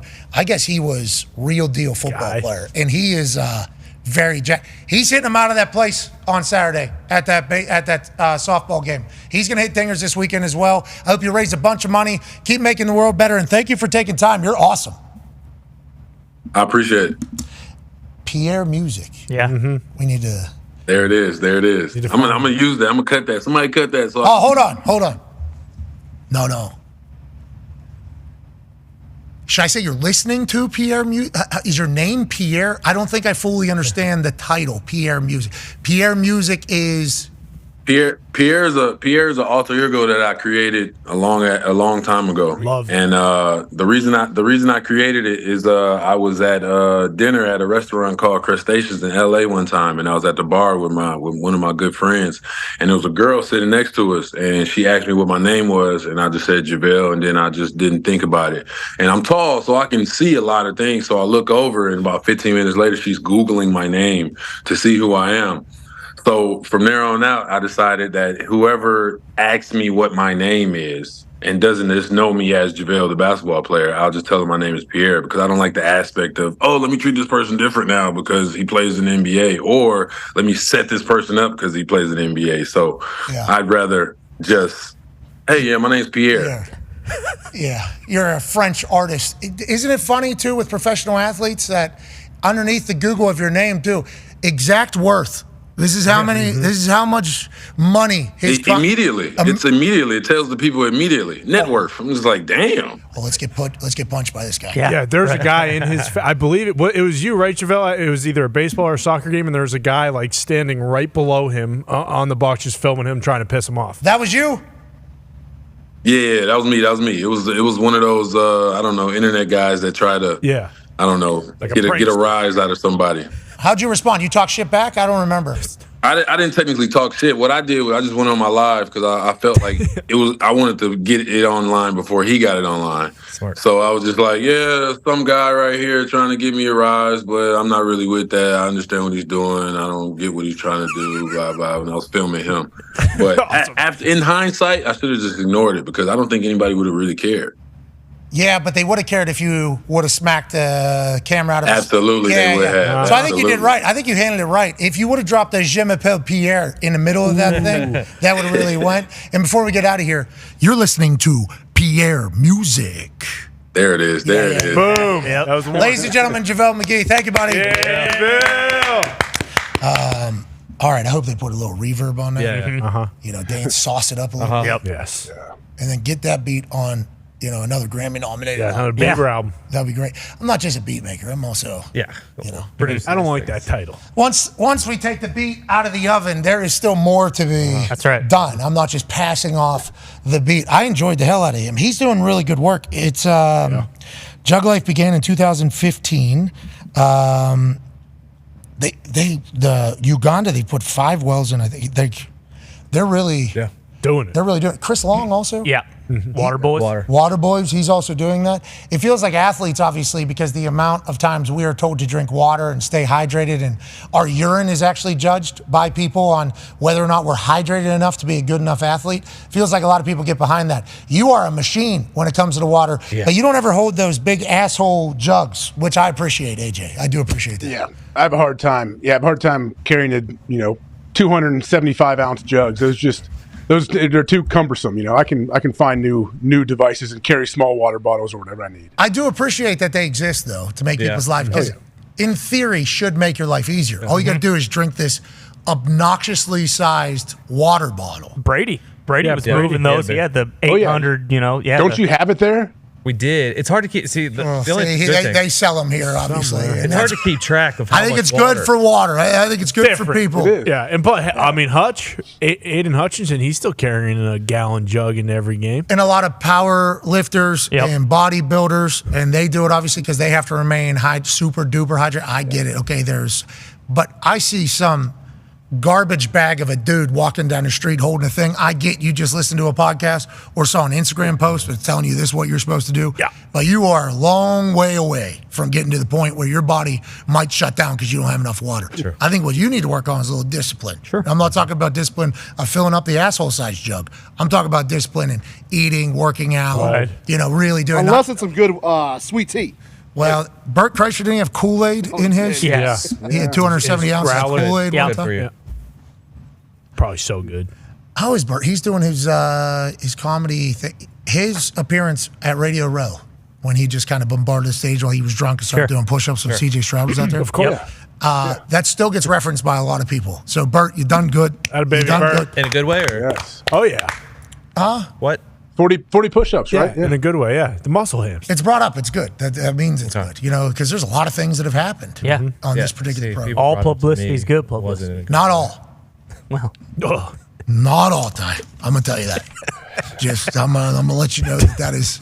We've tested that theory. Yeah, it's not an accurate assessment. Okay, good to know of how it all goes. U.S. men's national team soccer tied Brazil last night. Good work, boys. Good effort. Right? Pulisic is the hero. Pulisic scored a goal. He also had a wide open one get robbed by a goalie that stood on his head. Our goalie also stood on head. It was actually a very good game down in Orlando. 1-1 tie. Good bounce back after getting their asses beat by Colombia 5-1 before the Copa America tournament starts. Gumpy, this Copa America is our first time in this. What happened to CONCACAF? Are we still in the CONCACAF or no? Still in the CONCACAF. This is just this year. First time U.S. is in it. They're in a group with Uruguay, but they should be able to get out of the group. And I think they'll make a run at it. I think semifinals maybe. I saw Jeff Cameron talking to Christian Pulisic. So, Captain America's chatting with each other. Obviously, good news for the future. Yeah. Christian Pulisic getting a goal and a set piece is wonderful. And maybe this team is able to go on a run and maybe bring it home. Come on, boys. They better. Yeah, not the semis. I don't know what Gumpy's saying. Hey, we might be able to get the semis. We're winning this damn. I mean, time Brazil is pretty impressive. So Brazil and Argentina are the favorites to win it. So I think the Uruguay game in the group will be very interesting. It's coming. It's coming. Football's coming. That's America for the first time ever. We're going to win the World Cup, the Copa thing, and the CONCACAF. Yeah. England's got Euros. The Europes. I don't know if England's going to win. Yeah. I do know Scotland's battling Germany tomorrow night. That's right. In Scotland. Yeah. 9 p.m. Eastern. Friday night SmackDown in Scotland. Did I say Eastern? I meant local. U.S. Open is off and running right now. We can't show any footage from the United States game last night on this particular show, and we can't show any footage from the USGA's U.S. Open. There was somebody who has already hit 2 eagles. There's been people that have had quadruple bogeys. Yeah. It is all over the board. I think at one point there were 78 golfers on the course. Only 13 of them were under par or whatever. So I think the course is holding up. What does the leaderboard look like right now? Yeah, last time I checked, it was 78 and 15 were under par. The leaderboard, Patrick Cantlay is in the clubhouse at 5 under. He is your leader right now. Wow. Followed by Ludwig Oberg, who came in second at the Masters. He is the young golfer the young Swede who was incredible at the Masters. Followed by Matthew Pavone, I believe was the guy from France who hit the Matthew Pavone. Of course. He hit the 2 eagles.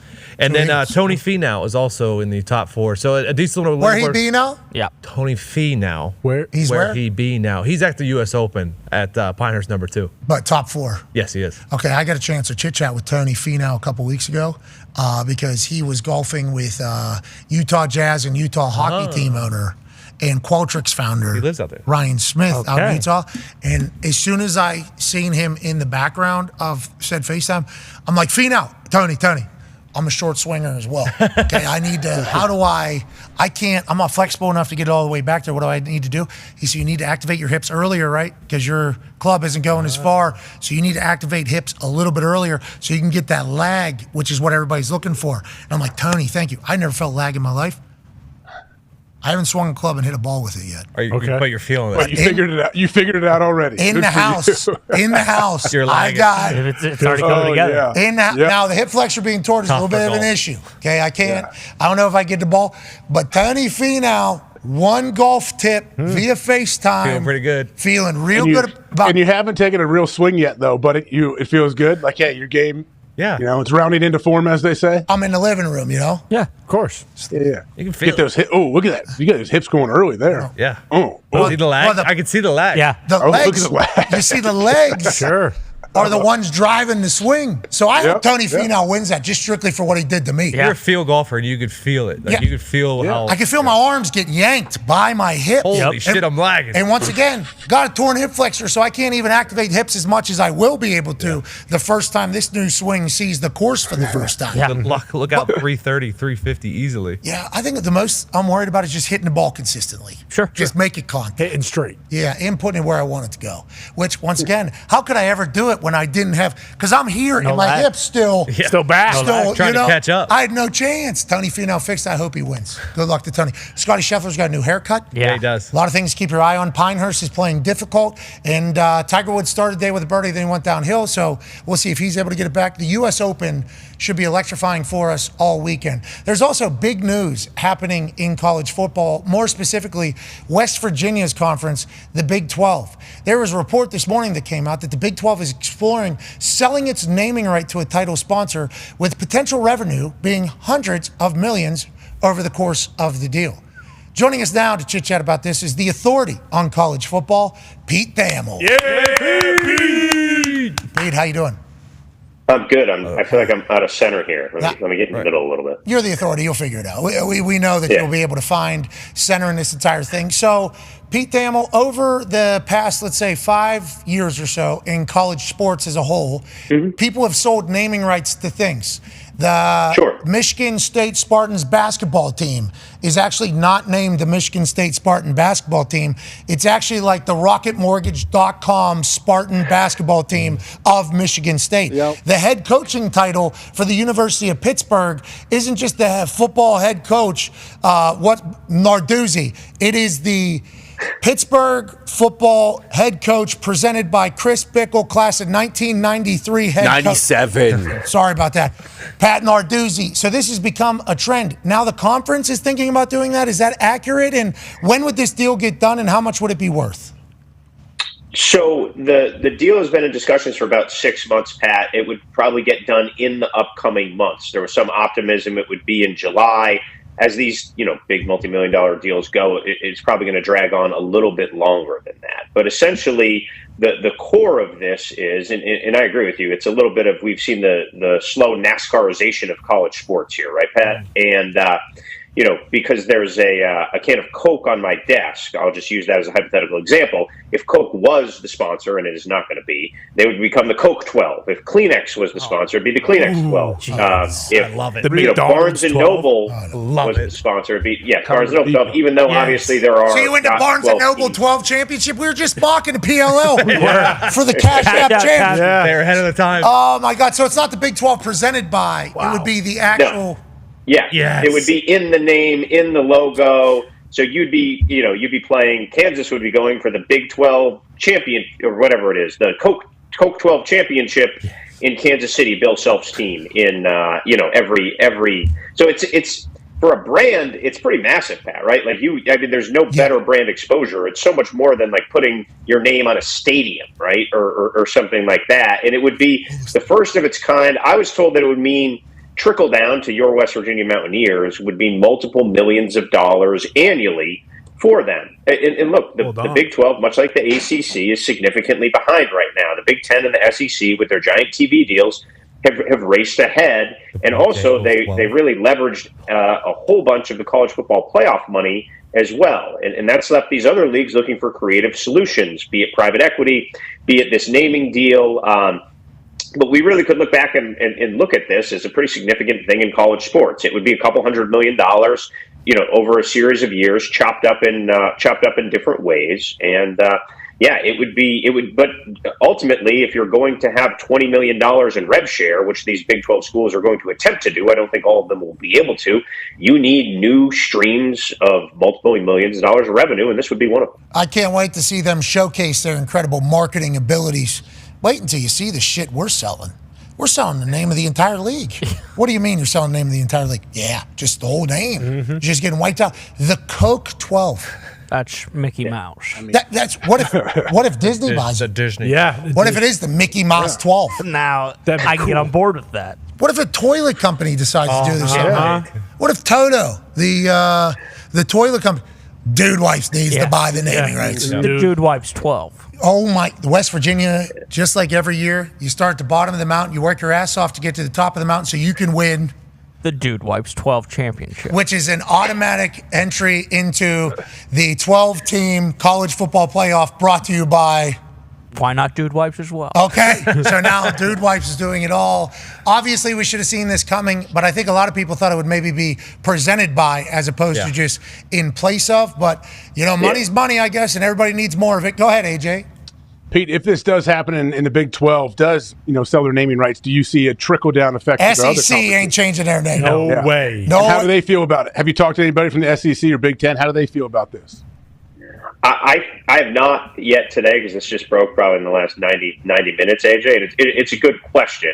I don't feel like there's a pressure in those leagues that's as significant to do that. Look, ultimately, when the next college football playoff contract kicks in, so that'd be after we have the 24 season come up, then it's a 25, and then we're expected to go to a 14-team playoff, although that's not solidified, it's widely expected to happen. There's essentially a $20 million shift of money that's going to go to the power teams in all the teams in the Big Ten and the SEC. So they can just sort of line that CFP money up, and I'm oversimplifying something very complicated, but they have a way to just get that $20 million, share it with the athletes, and sort of keep business as usual as they've done it. The ACC and Big 12 don't get nearly the same cut of that CFP revenue. Because of that, there's going to be creative ways. And this ties back, AJ, to the reasons why we've seen the Clemson lawsuit and the Florida State lawsuit to attempt to break the grant of rights and leave the ACC. They feel like they'll be $20 million behind annually at least every year. So you stretch that out over 10 years, it's $200 million, and they don't feel like they have enough revenue to compete. So they're trying a creative legal way to get out. Could you imagine how ass you have to be a business to be that far behind with everything that you have going on?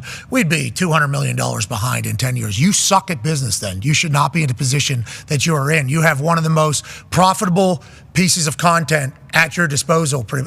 I don't want to get into it. Mitt Winter from CBS, he reported today via tweet. So Mitt Winter is a lawyer, I do believe.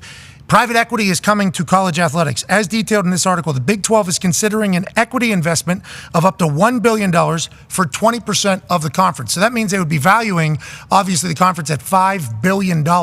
Would this be the same reasoning why they would think about selling the title rights, is so that they could get $20 million to every single school to use for the payments, so they move on, and then they're just operating with an 80% profit as opposed to 100% per use? Yes. So, private equity is coming. It's coming fast to college sports. And one is because college sports are generally viewed in the sports industry as an underachieving revenue source, just in general. They don't feel like college rights in general are being maximized. And a lot of that is because they're chopped up to all these different places. Fox has some, CBS has some, NBC has some of the Big Ten, the Mountain West is here and there. And so the general private equity notion, remember the Super League story I came out and talked about a couple months ago, Pat, was that if you consolidate everything, you can make more money off it, which makes a lot of sense. So private equity has kind of been circling for the past probably 18 months all around. And I would say, and CBS broke that story this morning, that the Big 12 has probably explored it the deepest. I think everybody has explored it, everyone's talked about it. They've had these spring meetings. Private equity people have come in and chatted with many. Private equity's gone to many individual schools. Drew Weatherford, the former Florida State quarterback, is at the head of one of the firms who's starting to drive this stuff. And I really feel like for the SEC, it's pretty simple math that they're just not as many people are going to watch West Virginia play Kansas as are going to watch LSU play Alabama, right?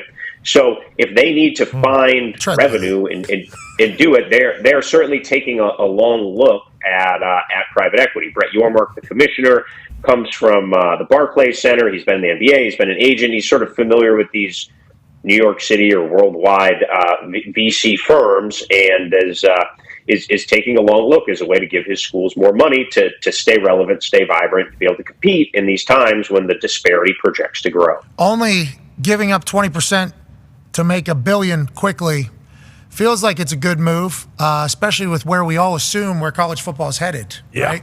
As everybody's seemingly coming into I don't think I'd be against. I feel like that's an intelligent decision by the conference. Selling the naming right to the entire league, I think that's an interesting decision. I think that's, obviously we'll take money however we can get it. Let's do that.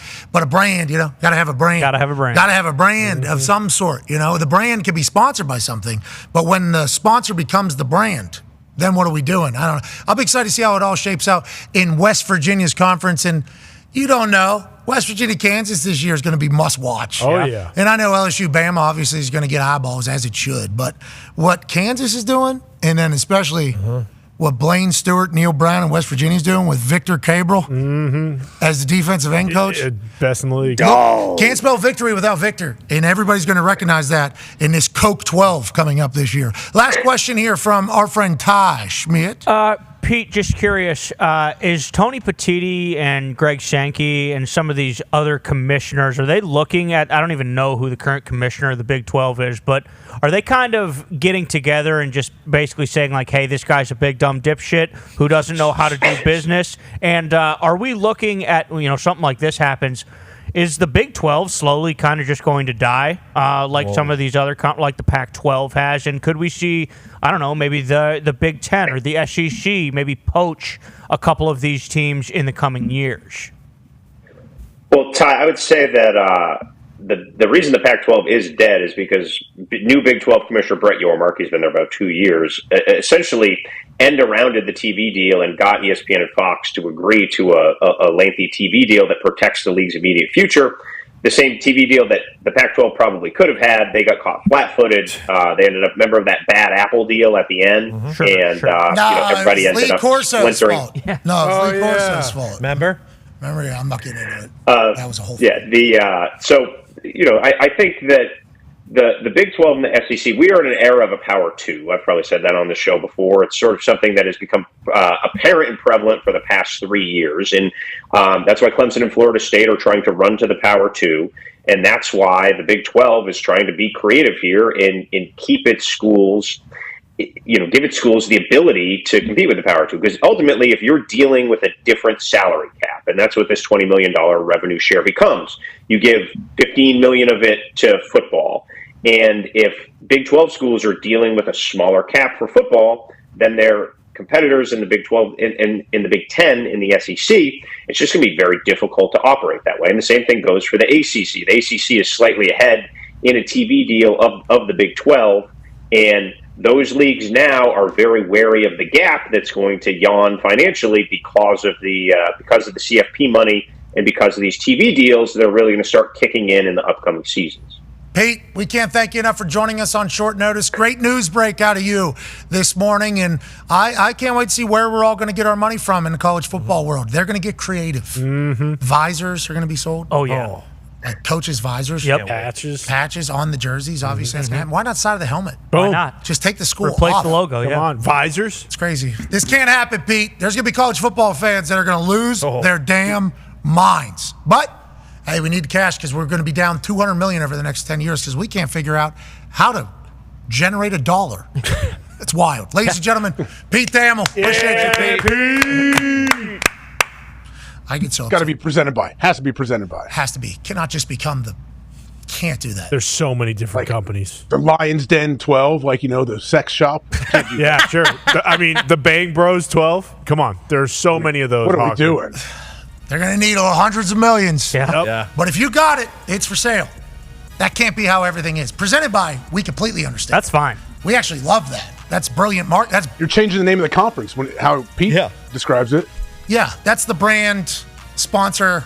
Sponsor becomes brand. Now you're really, if this was the Dude Wipe show, which you should buy your dad some Dude Wipes for Father's Day. Smart. That'd be a wild move. Yeah. That would be a wild play. We'll be back tomorrow. More stupid stuff. You're the greatest.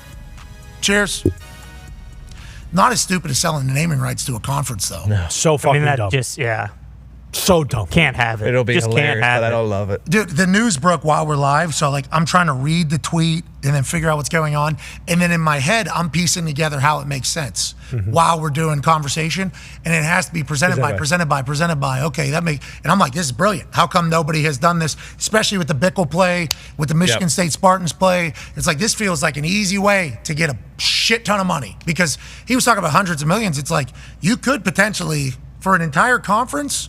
For basketball, football, every sport has to say, this is a game in the Big 12 conference presented by, and they say that every single game. Yeah. You get title sponsorship almost of every game. Even whenever they're playing in college football playoff, this team is representing the Big 12 conference presented by. It's and March Madness, it's that's a brilliant. I was like, that's genius. Yeah. And then he goes, no, they're thinking about just fuck the Big 12. Yeah, big is gone. Yeah, we're thinking just put the company's name there, and it's you have to have some sort of, you have to have a product. If they get hundreds and hundreds of millions, possibly billions over however many years, don't you think the SEC and everyone else will have to? There's never enough money. There's never enough. Where, especially with the NIL situation, where these people all want all the money. Sankey ain't SEC.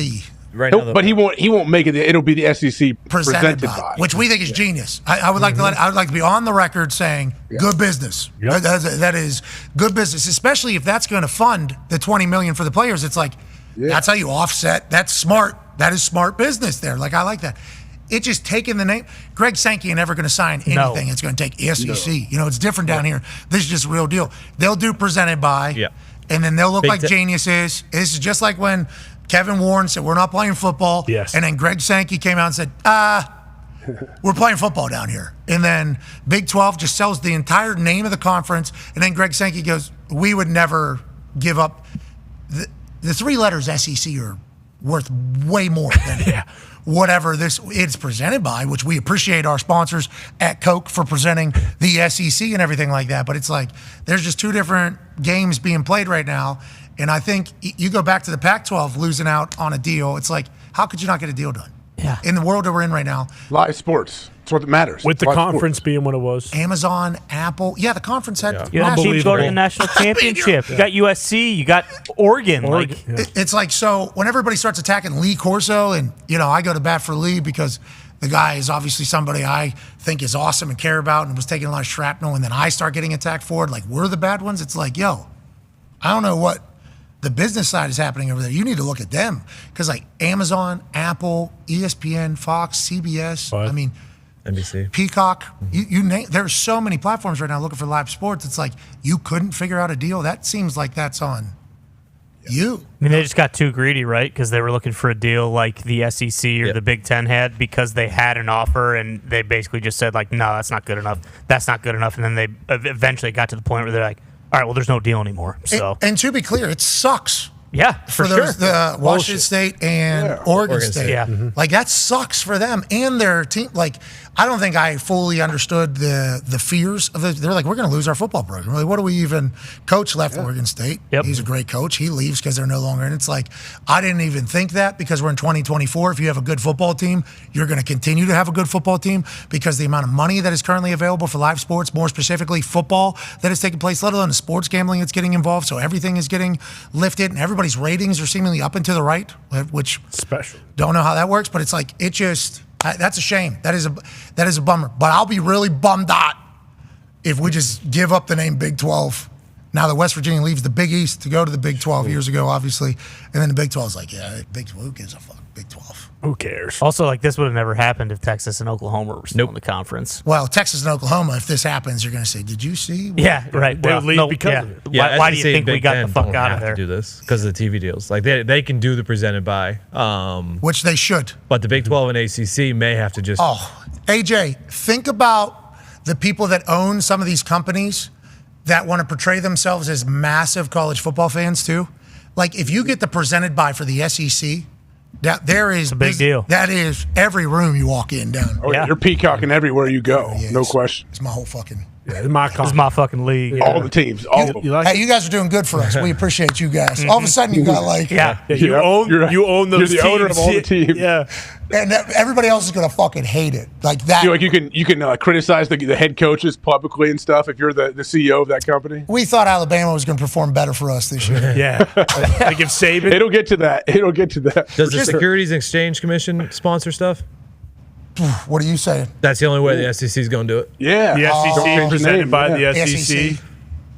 God, I think they have enough money. Could you imagine? So is that logos on jerseys too? Oh, yeah. Yeah, and helmets. Back helmet. Everywhere. Players have to get it tattooed. Gear, maybe, even on gloves, cleats. We would like, one final time here, we would like to go on the record, presented by Completely Cool With. Yes. They already Way do better. it for the conference championship game, so it wouldn't even Dr. be that. Pepper. Yeah, exactly. Could you imagine, though, if, like, the CEO of Coke, let's just say the SEC did Coke, like, the CEO of Coke walks into Saban's office if he was still the coach of Bama, like, man, we thought you guys were going to be much better this year. Kind of a bummer that you're not. Have you seen the ratings for your games? Nobody likes watching you guys. What happened? What happened, Nick? Like, could you imagine that? We're going to move your games to 9 a.m. Next season. It's not your fault. It's ours. We thought you guys were going to be good. Put too much trust. We put too much trust in the Alabama brand, didn't we? That coach comment to a player is the most right down there. That's not your fault. Listen, we thought you were going to be a good player. We thought you were going to be a great teammate. We thought you were tough. We thought you were tough. That's on us. That's not on you. You have always been you. We know that. We misread who you were, so this is not your fault. When you lay your head down tonight, you don't need to have any second thoughts about anything you've done. When we lay our head down, though, we're going to wonder how we got it so wrong with you. We thought you were going to maybe be a good teammate and a good member of society and somebody that we like hanging around. Like, that's not on you, okay? You were doing your thing. That's on us. And the person's fired, actually. You know the guy? He's getting fired because Let him go. You're a waste of laundry detergent. We could have never known that. We could have never known that. We thought you'd just be able to put your loop in there, wash your clothes, and we'd be happy about it. Instead, every time your loop goes in there, we're trying to gauge how much money worth of laundry detergent are we spending on you. And that is now a part of our budget. We didn't think that was going to be the case. No. When we signed you here, we had no idea. That's on us. That's not on you. All right, have a good day. We'll see you tomorrow. Sleep well. Get some rest. Team meet at 3:05. Don't be late. Yeah, boom. There you go. And once again, we thought you guys show up on time. You won't.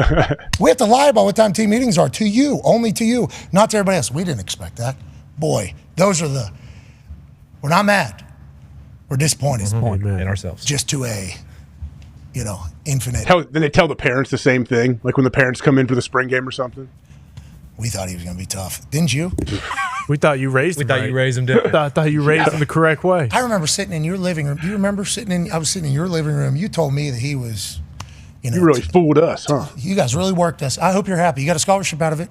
But he's got D's, so Is not he even going to even get a using degree. All right, let's get to a break. Let's get out. On the other side, we have a new segment or two, depending upon where we are.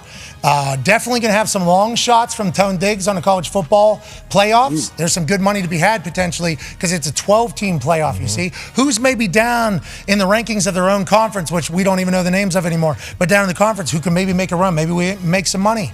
Some long shots. From a long time away from the season starting. And then maybe a little bit of a new segment as well. Be a friend, tell a friend something nice that might change their life. Take 5.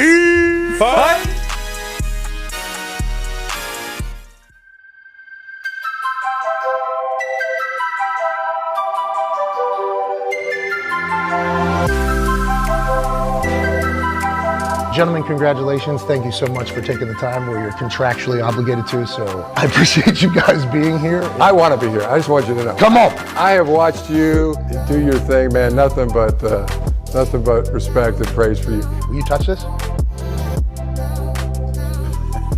Me too, man. Way to go, Con. Number 2 overall, baby. Bench, dude. Boys, you're calling a national championship again, Kai Schmidt. Unbelievable. Should we be here? No! Probably not. No but way. I kicked the ball to myself on that. Oh, yeah. Right there, I kicked the ball to myself. That's right. Should have told CJ. Maybe the most athletic thing I've ever done in my entire being. Well, CJ, yeah, happy to see you. Completely ruined. Everybody's happy to see you. Ruined the lot. I picked him. Really I picked him to win. I'm all right. CJ, congratulations on winning the AFC South as a rookie quarterback. It's a big deal. First time ever with a rookie. You okay? That's a big deal, CJ. Dude, you're absurd, bro. Thank you. For how young you are? Playing in Indianapolis, that was probably the loudest stadium I played in NFL. Wow. That was like a college atmosphere. How about that?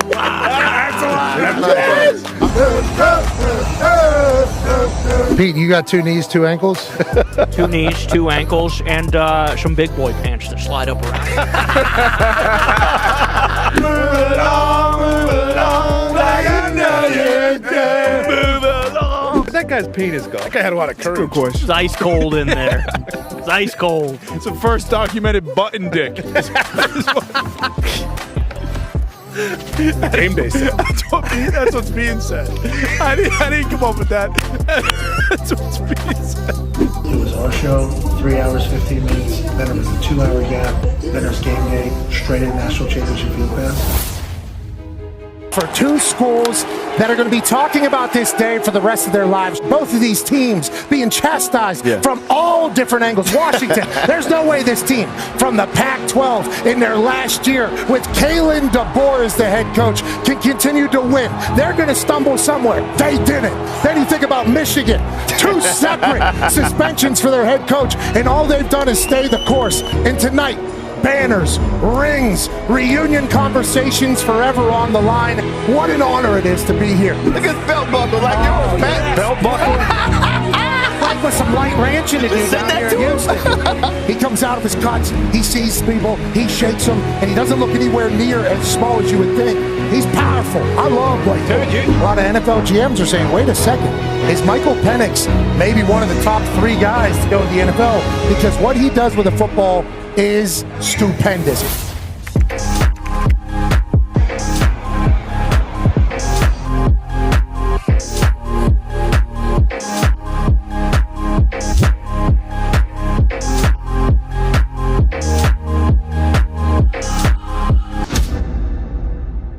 Ladies and gentlemen, welcome to the national championship game for the 2023 college football season. That'll see the Washington Huskies representing the Pac-12 in its final year, taking on that team led by that man, the Michigan Wolverines and Jim Harbaugh. We're bouncing. We are house calling. Donovan Edwards, touchdown in the national championship. Extra point is up and good. D-Butt with the one-hand grab to start the national championship. And maybe D-Butt. Con man, what's the decibels over there? Yeah, Pat, the decibels are high right now. Let me tell you, it's 106.4. This might be the line. Good decibel meter. We have actual gimmicks. Depending upon tonight, does JJ go to the NFL, which Mel Kiper has him as the 5th-rated quarterback in the draft? What does that mean, Mel? Well, you know, it means that he's got the physical and tangible tools in his head to be a first-round quarterback. I think whether he wins or loses. Oh, Donovan Edwards running into our lap. That's 2 for the Michigan Wolverines and 2 for Donovan Edwards. Pete Thamel, how long's that sign blocker been doing it, and how has he gotten to a level where he's the best in the game? He's been a Michigan man for quite some time now. And obviously, he wouldn't have a job if it wasn't for that pesky bastard Connor Stallions. But Coach Harbaugh, you know, he found a place for him in the Michigan family.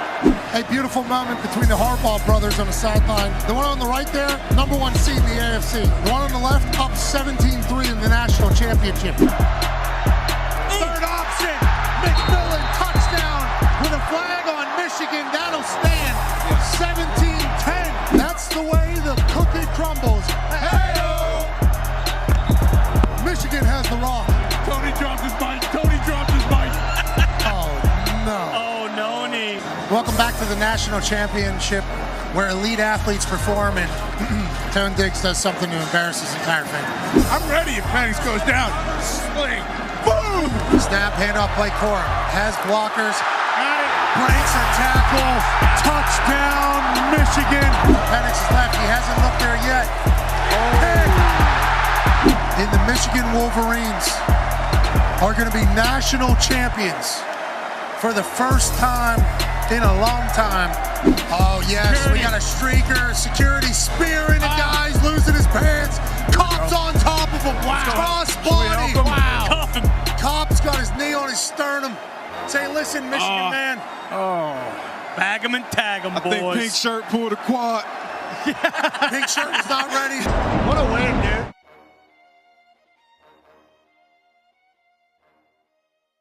Let's go to the phones. Let's go to Dan in Connecticut.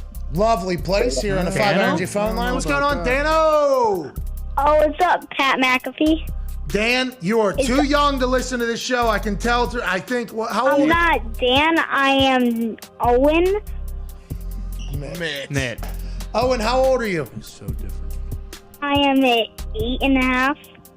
Oh, that's cute. 8.5. If you're telling us you're half age, you're too young to be listening. That's a record. It stinks. What's on your mind, pal? What do you want to talk about, Owen?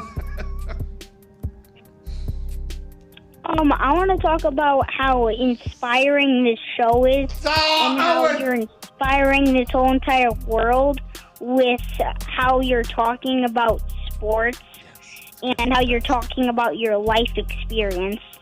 Thank you, Owen. Owen, thank you. Love you, Owen. Thank you, Owen. I'm taking her on the And also, fuck Boston College.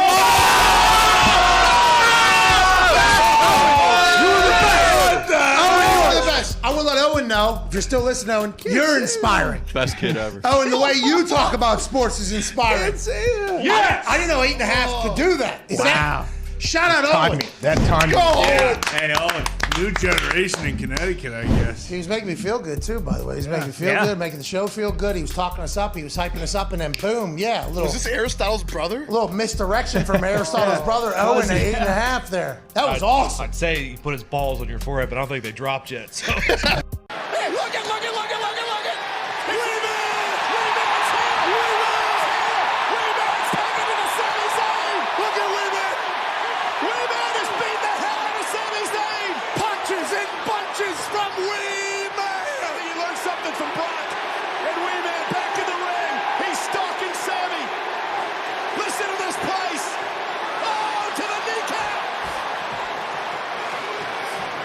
Weeman so active. Oh, look at this. Body slam. Weeman used to kick himself in the face. Are you kidding me? Now he's body slamming Sami Zayn. Jalen Milroe often wears his own branded apparel reading LANK across the front. It's an acronym that stands for Let a Naysayer Know. Being told by his former offensive coordinator, Bill O'Brien. That is not what I thought. Is that not what you thought? Boy, let a naysayer know. Let a naysayer know. Of course. The professional's right in the middle of his lead. That's all right. I just keep going. You almost lost me. It got real tight up here as you were. I just want to let you know. Reese, you were too smooth with that. I thought it was going down. I thought it was going down out here.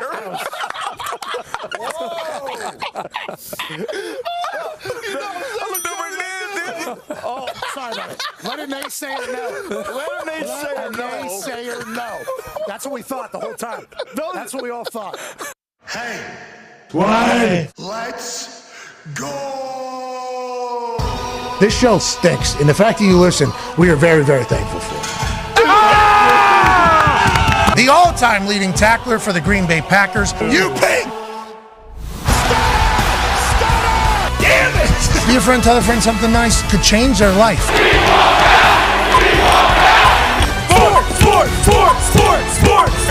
Hello, beautiful people, and welcome back to our humble abode, the Thunderdome, on this Sports Thursday already.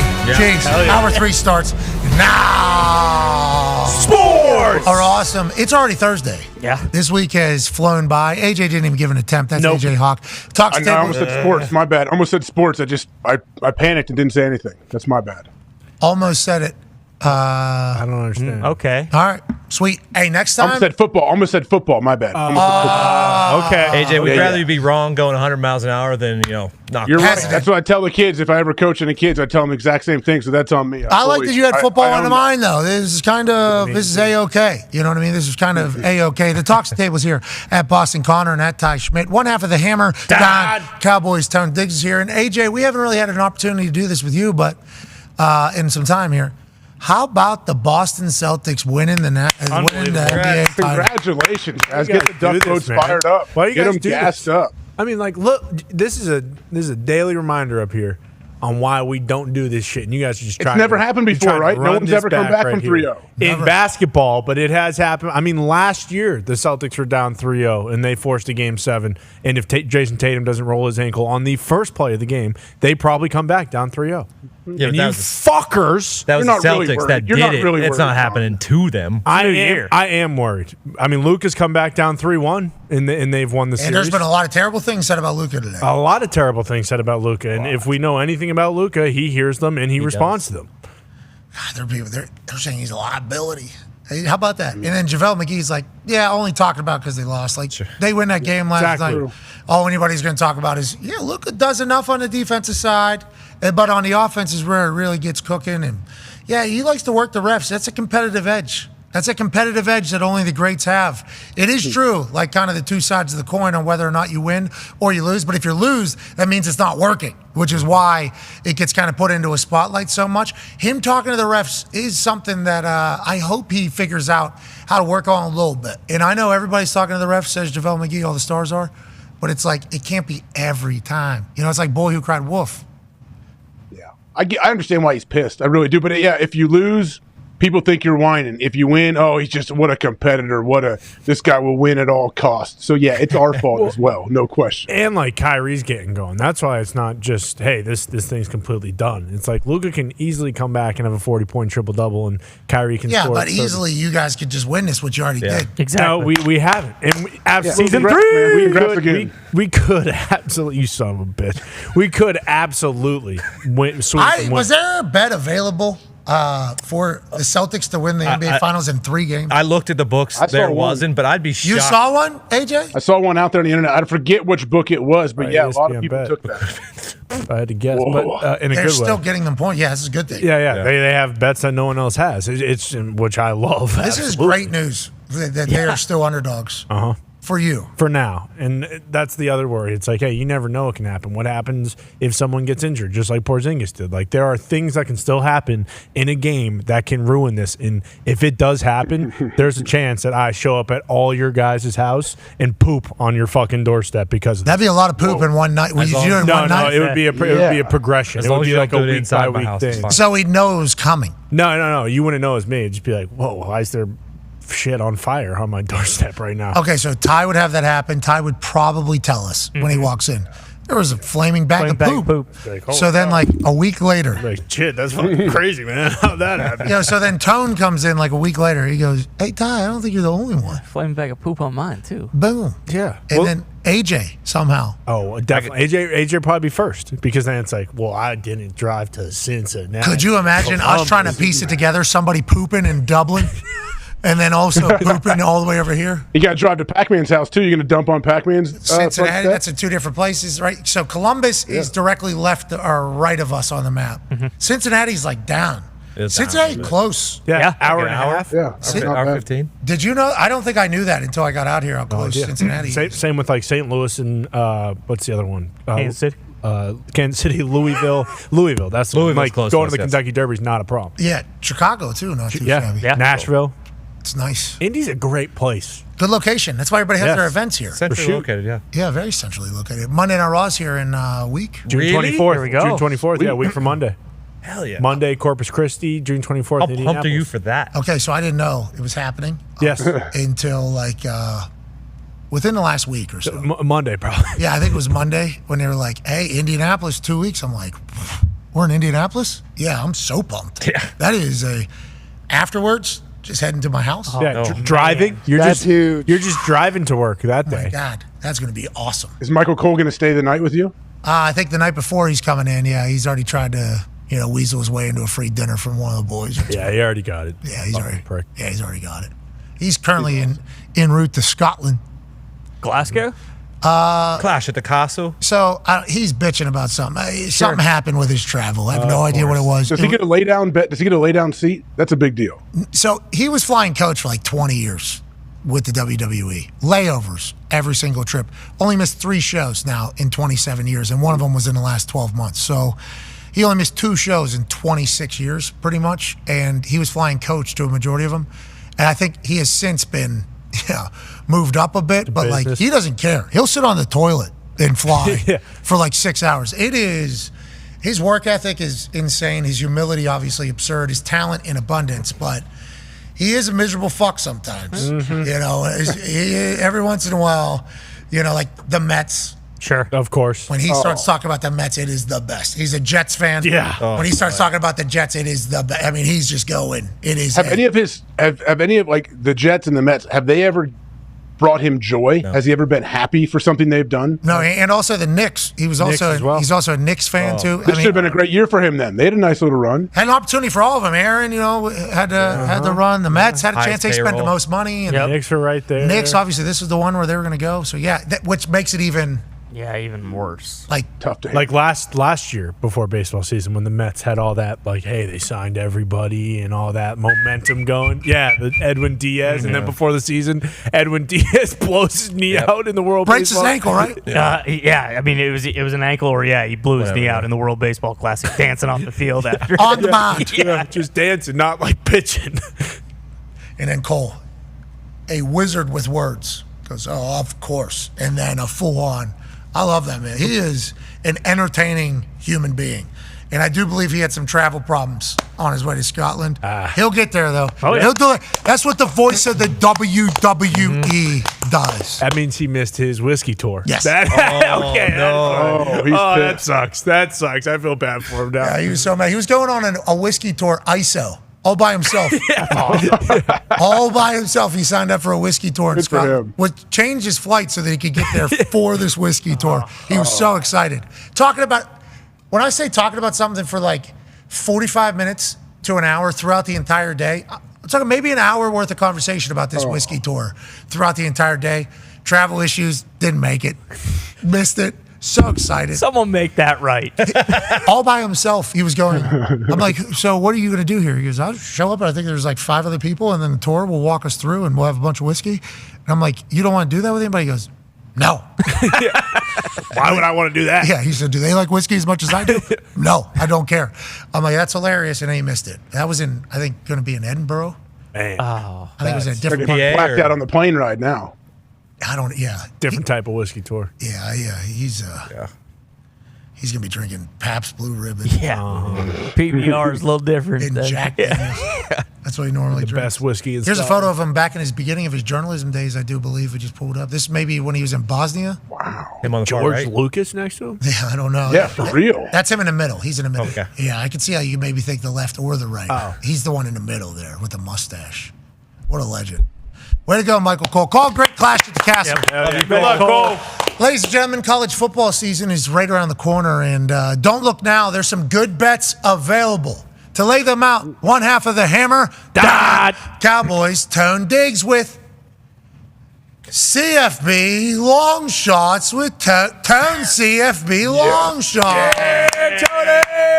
Atta baby, Tony. Yeah, what you're looking at there is me just handling a Barrett 50 cal sniper rifle, okay? Because we're over 2 months away from the season. On a Saturday during the season, like on a nice fall, beautiful Saturday beginning of the year, I'm on that turret. I'm laying scunion, okay? I'm just letting it ride. What's going on? I don't think that's a turret. What? Yeah, No. On Saturdays during this, I'm on a turret, just laying scunion. I don't care Live where. bets, I don't care where the bullets are. Got it. Now that we're more than 2 months out here, Yeah. okay, a little more precise. Okay, these shots are at least 500 yards out. Okay. Hell yeah. Some of these shots up to I'm setting records. close to 2 miles out. We got real long shots here. Chris Yeah. Cow. So what I did preparing for the college football season, I was going through some of the teams, and I was like, there's some teams here that they are outside the top 25 as far as odds to make the college football playoff. 12 teams. 12 teams. These teams are all outside the top 25. They are also all outside of the top 5 to win their conference. So they're not even in the top 5 to win their conference. And as far as the way that their schedule's shaped up and who they're bringing back, I like these teams to potentially make a run and to get into the college football playoff. And I think the odds are pretty good that it's worth a decent shot. Go. Let's dive in. Yeah, I'm starting in the Big Ten with Ty Schmidt's Iowa Hawkeyes. Wow. Hell yeah, Tony. They are plus 700 to make the college football playoffs. They are 6th in the Big Ten to win the Big Ten. What was their record last? 10-4, 10-3, I believe. 10-3. 10-3 last year. Is that a good record? Yeah. Yes, it is. Okay, they return 18 starters off of that 10-3 team. 9 on offense, 9 on defense. They had the 130th ranked offense in college football last year. Can it get worse? It could get The year before they were worse. They were 131. Yeah. It could get slightly worse. It could get 3 teams worse, but they brought in a new OC. They have Cade McNamara, who was the Michigan transfer, who is coming back. They have both of their running backs returning. They have 4 of 5 O-linemen returning. And then their defense ranked 4th last year. So they have 9 guys coming back on that defense. So, okay, they were good last year. Their schedule, they have to play Ohio State. Okay, Ohio State is the cream of the crop this year in the Big Ten. But 4 of the other top 5 teams, they do not have to play. They don't have to play Oregon. They don't have to play Penn State. They don't have to play Michigan, and they do not have to play USC. Though that sets up nice. And then all the other tougher games, Iowa State, Washington, Wisconsin, they're all at home. They all get to McKinnick. Okay, they have the second easiest schedule in the Big Ten. So they made the Big Plus 700, Yeah. dude. Yeah, what? They made the Big Ten championship game last year. Okay, with their schedule and with that team last year. So if they have a similar. Right, guess what? Big Ten's getting 3 or 4 teams in. Yep. Let's be honest, okay? So plus 700 to make the college football playoffs. That is my first. I like that, baby.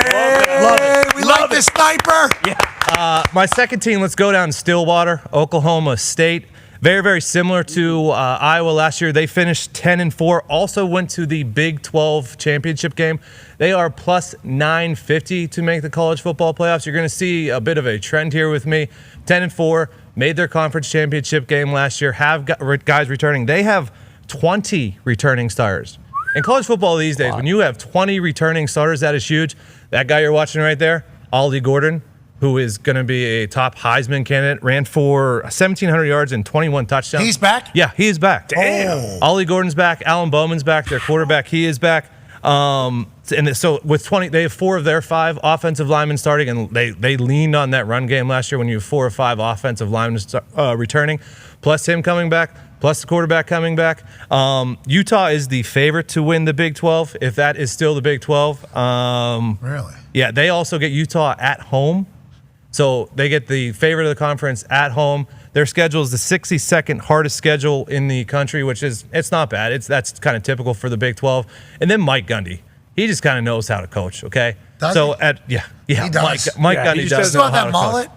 I think so. Yeah, he does. He just doesn't know how to wash news. That's the only thing. Well, yeah. He wouldn't say that. Guess what? They lost to who in the Big 12 championship game last year?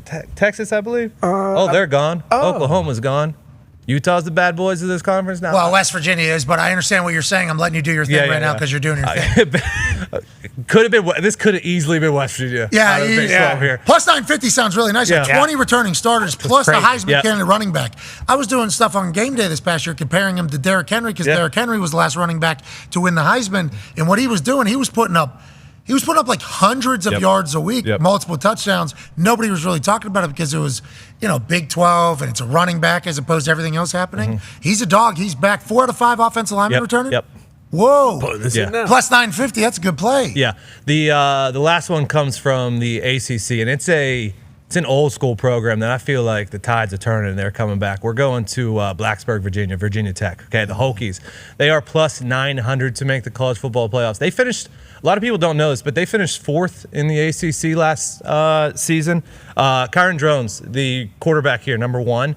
He did not start the first 3 or 4 games of the year. They started the season 1-3, and then once he became the starter, They were awesome. They started just rattling off wins. They also have 20 returning starters, 4 of the 5 offensive linemen.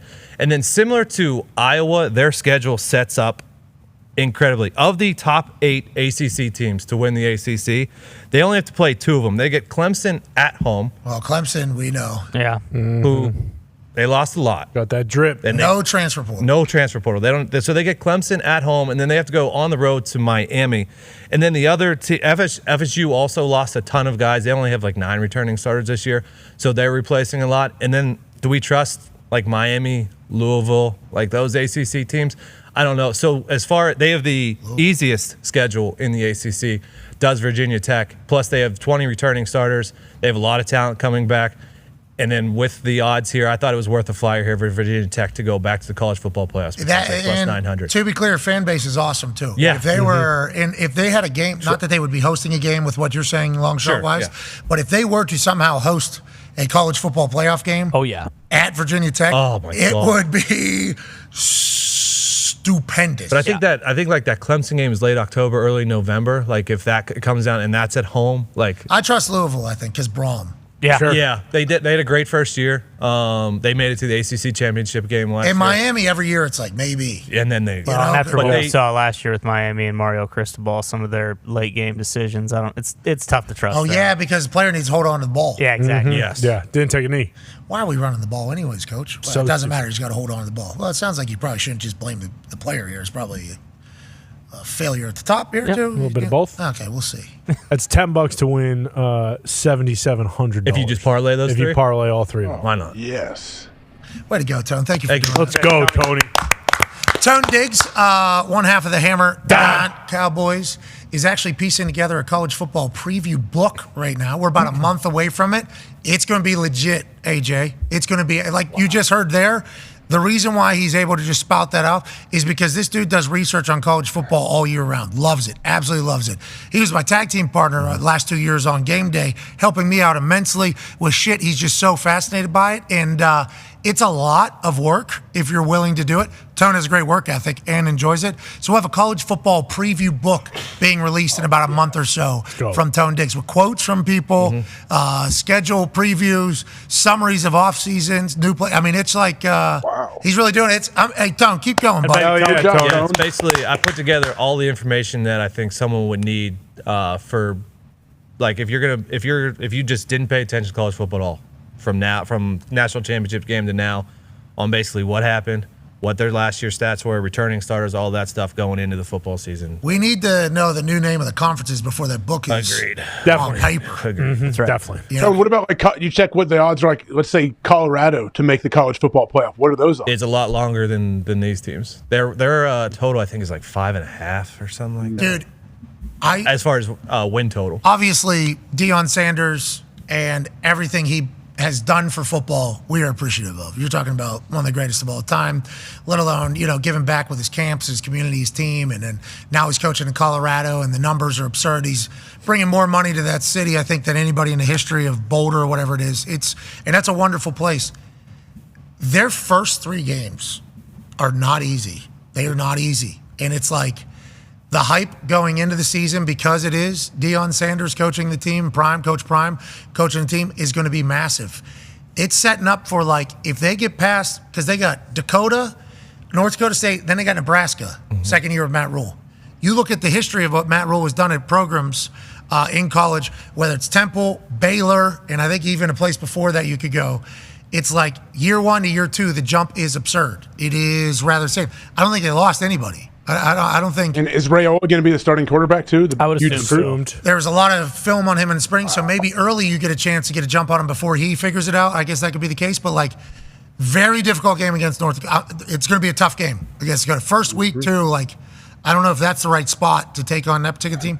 And then Nebraska week 2, it's like that's a tough start for Colorado. But if they're able to get through that, the momentum that they could potentially ride the rest of the way would be huge. Nebraska has 17 returning starters, 10 on offense. Colorado's over-under win total is 5.5 for the season. They are plus 2,200 to make the college football playoff. And then Shador is going to be a top 5 pick. That's what's being alleged. Being alleged. Travis Hunter, they're saying for sure. Yeah. Which makes Travis Shador threw a lot of touchdowns last year. Yes. A lot of touchdowns. And a lot of yards. A lot of yards. Yeah, got sacked a lot 100 of times. times. A lot of times. But they did address the offensive line. Which was needed. They brought in transfers, and then they got that one guy who was always on FS1 in the morning. They needed bigger luggage. Who? Yeah. Who? That tackle that just kept going on that show. He he committed, he decommitted, he committed, he decommitted. I don't know if he was the number one tackle or he was. You say he just keeps going on TV. He was on that. He was. To Tony's point, he was on that show like 3 or 4 times. What happened? He was just he didn't know where he was going. He was flip flopping. I don't know if that's why he was flip flopping. So he keep going on the show. I think that definitely. What was he on? He was on Skip's show. Yeah. Yeah. Oh, is that what it was? Yeah. Yeah, he went on undisputed, committed, and was like trying to get other guys who haven't committed yet to go to Colorado. And then like 3 days later, he decommitted, and then he went back on after he committed again, and it was just a kind of a carousel. He's good. He must be good. Yeah. Yeah. For all that, this is all the be who you can afford to be type thing. You know, hasn't done anything in college yet, but everybody's assuming he will. So we'll do the whole song and dance. Bingo. Do the whole song and dance. Warren Sapp is a D-line coach, right? Yep, D-line coach. People do not like his mohawk. Why? I don't know. It's just a big conversation he was wearing. He had a mohawk on, and people were like, He's a college coach. Exactly. He wants a mohawk with the boys. Yeah, Super Bowl champion. He can The do Hall whatever. of Famer. Yeah, do whatever the fuck he wants. They said he was so fast. They said he was so fast. So what he did something like rookie year that nobody's ever. I forget. I think his name was being tossed around. Got great feet, great hands, like leverage. Yeah, the dude just man, Moxie. so good. A lot of moxie. Yeah. A lot of moxie. Yeah, there it is. Yeah, there it is. They don't like his mohawk? I don't know why. I think it looks awesome. sick. Yeah. Come on now. It's a pretty good mohawk. It is a pretty good mohawk. Tight mohawk. Everybody He's a nowadays. Go ahead. I don't know. He's a great, like a fisherman, right? Isn't he like a professional angler? I could see it. He's always fishing. I remember following him online. Like he's always fishing somewhere. So Dion too, right? Incredible fisherman. Yep. I wonder if that's where Could be. they decided we're going to coach together. Some people are really good anglers. Who's that guy? Kevin VanDam. Yeah, unfortunately, we lost a great one. Kevin VanDam. Actually, it's not arguably. He is the greatest fucking fisherman of all time, bar none. Anyone who follows angling or pro bass fishing knows that Kevin VanDam is the GOAT of all goats. Rowan Martin. What about that bleach blonde guy that was always on TV? Yeah, wrong. Not right now. Okay. Wrong. Okay, he ain't no Well, he fucking might be Kevin dead, I'm just VanDam. Don't do this right now. And even if he was alive, we're saying Kevin Van Dam's catching more fucking fish than he is. Exactly. That's what people are saying. Won more, pro bass fishing titles than any other guy. Any other guy got even close to sniffing. He's putting the rod and the reel down. He's retiring. Hell of a run, Mr. Van Dam. Gonna miss you, Kev. Oh, so he's not dead. No. I thought you were Well, you his retire from fishing fishing. career. You- Fishing careers. You don't retire from fishing. Yeah, Professionally. he'll pick up the rod when he's on the Body pond. body just doesn't have it anymore. There he is. Boom. Is that Ian He's Rappaport? just sick of the 4 a.m. Great run. wake-ups. Yeah. Sick of the 4 a.m. wake-ups on the boat, trying to find the hole, doing what he's got to do. He's already won enough. The guy's GOAT. Exactly. These pieces of shit who are loading the fish with, Ohio people. Yeah, exactly. He's done with that. This new generation of anglers, he can't do it. He won't do entitled. They're entitled. Yep. Makes sense. Congrats on a hell of a fishing career, Kevin Van Dam. Miss you, Kev. He might be back. I think he'll be back. You think he's going to get called back to the game? What He's if gonna miss it. His body's going to feel good. Like 8 months later, his body's going to feel great. Limbs feel good. Joints feel good. He's like, oh, I'm coming back, and it's going to just take over the world. What if he walks out to his pond one day? What if he walks out there one day? What's so funny, AJ? Hold on. Show a little fucking respect, will you? I do. That's what I'm saying. I love all the sponsors. That's what the big Yeah, he's the fucking best of all time. What's going to happen is, him, the kids, grandkids, maybe whatever the case, going to walk out to the pond one day. He's going to throw that son of a bitch out there. He's going to do a new move with his hand, and it's going to make that fucker dance in a different way. He's going to be like, wait a minute. Hold on. I do still got it, don't I? Found something here. I do. I still. Change the game. Wait a minute. Oh, no. Then like Michael Jordan. Yep. Like Tiger Woods. Tom. Like Tom Brady coming back out of retirement saying, let me see. And then he goes on a run with the new move. And then all of a sudden, we got 2 Hall of Fame careers out of Mr. Van Dam. The angling community can only dream that we get to see him back in a boat in competition again. Ain't that right, Ty? Absolutely. I would like to see him to go, big game hunting, maybe go out on the ocean and catch like deep sea. Exactly. Deep sea fishing, catch like a fucking 18,000-pound marlin or tuna or something like that, because I know he can do it. It's just whether or not he actually wants to. Here's some VanDam highlights. Obviously, whenever he was showing the fish, everybody knew what was happening. That was the biggest fucking fish in town. Exactly. Dude. He knew where all the holes were somehow, even if he had never been to a place before. He had a sense for it, an eye for it. As a kid, he was able to pull these fucking fish out of ponds at a level that nobody could ever understand.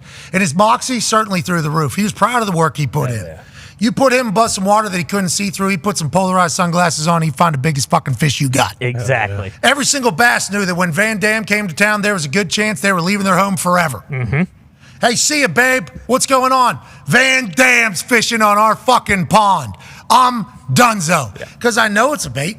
I know it's a lure, but I just can't help myself. And VanDam, boom, snatches that son of a bitch right out from its home. That's what VanDam fishing is all about. Exactly. And you see, I mean, when you got guys like Dave Mercer, other goats who are kind of just bowing down at the knees of Kevin VanDam, it makes sense. And you notice some of that stuff. You know, before Kevin VanDam, you didn't have all that fucking pyro and shit going on when, you know, guys would win bass fishing titles. And then they said, listen, we got a fucking superstar here, okay? Let's up the production value. Let's get some of this shit going. Let's drop the confetti. Let's bring in the American flag. We're talking eight-time Angler of the Year. Yeah, and they don't chant MVP over there. They chant KVD. KVD. KVD, which means MVF. Right. Yeah. Which is the most valuable fisherman. Exactly. Because that's what Kevin VanDam has been to the community. Exactly. And, you know, the shit he was doing was just way, way before his time. It was. And he's still evolving to this day, AJ. So it's a bad day to be a fish when VanDam comes to town. It's hell of a run. Hell of a run from VanDam, I guess. Is he related to Jean-Claude at all? Do we know? We don't know. There's cousins. Rob VanDam, potentially. Cousins. I believe him and RVD are brothers. Nice. Congrats. Yep. So. Just a lot of elite. A lot of performers argument between who's the greatest. The GOAT. Yeah, exactly. In the family, obviously it's Kev, but RVD, you know, he gave him a run for his money there for a while. Yeah, to Zito's point, I do think it got to a point where he did do the Kevin VanDam after every fish he caught. Yep. The other people on the boat were like, you don't have to do it every fish. He's like, well, now it's a thing. Mm-hmm. So, you know. And they didn't always get along because RVD said a couple times, you know, like conflicting energies, you know. I won't go on any further because I'll just do the whole thing. Hey, Rob, you're a beast. He is. Love you. Rob, you're a beast. So is Kevin. Yeah. That's like with Matt Rule saying, I don't want any teams that have Dakota in their name. If I'm going into a fight, I don't want any fucking VanDams on the other side. No. Okay? I just don't want it. Anything. Really. You're right. Yeah, you're right. Rude Van Nistelrooy. Yeah. Boom. Yeah. Don't want that. Van Persie. Well said. Don't want Van that. Persie. Van Jefferson. You know. Yeah. All right. That seems like that's good. That was not on my bingo card for today. You sure? I feel like we just did some real good stuff there. Yeah. I've got range. Thank you. And sport, you know, which I'm appreciative. Did you see that bull? That lady? Oh. She took a quick trip to what the fuck? How'd that thing get out here? Yeah. Bad. Yeah. That's what obviously shouldn't happen. But these bulls these days, and obviously we understand at rodeos, the bull is one of the most important characters. You got a good bull, you got to go rodeo. You got a pissed off bull, you got to go rodeo. You got a bull that's too pissed off at a rodeo, well, that bull's going to go say hi to people at the rodeo. I'm coming for you, motherfuckers. Takes out a garbage can. Somebody's trying to get maybe a wheat tea or something like that. Gone. Oh, my God. Hanging out with the family. Just took a dump, maybe a pee. All of a sudden getting gored by a bull. This was in Oregon, I do believe. And that bull would run wild throughout the entire rodeo. T's and P's to everybody out there. We do. The lady is alive, obviously. She is, yes. But that is. They shoot that thing? What do they do? Well, Get their guns out? they did have to. The bull was forced to retire.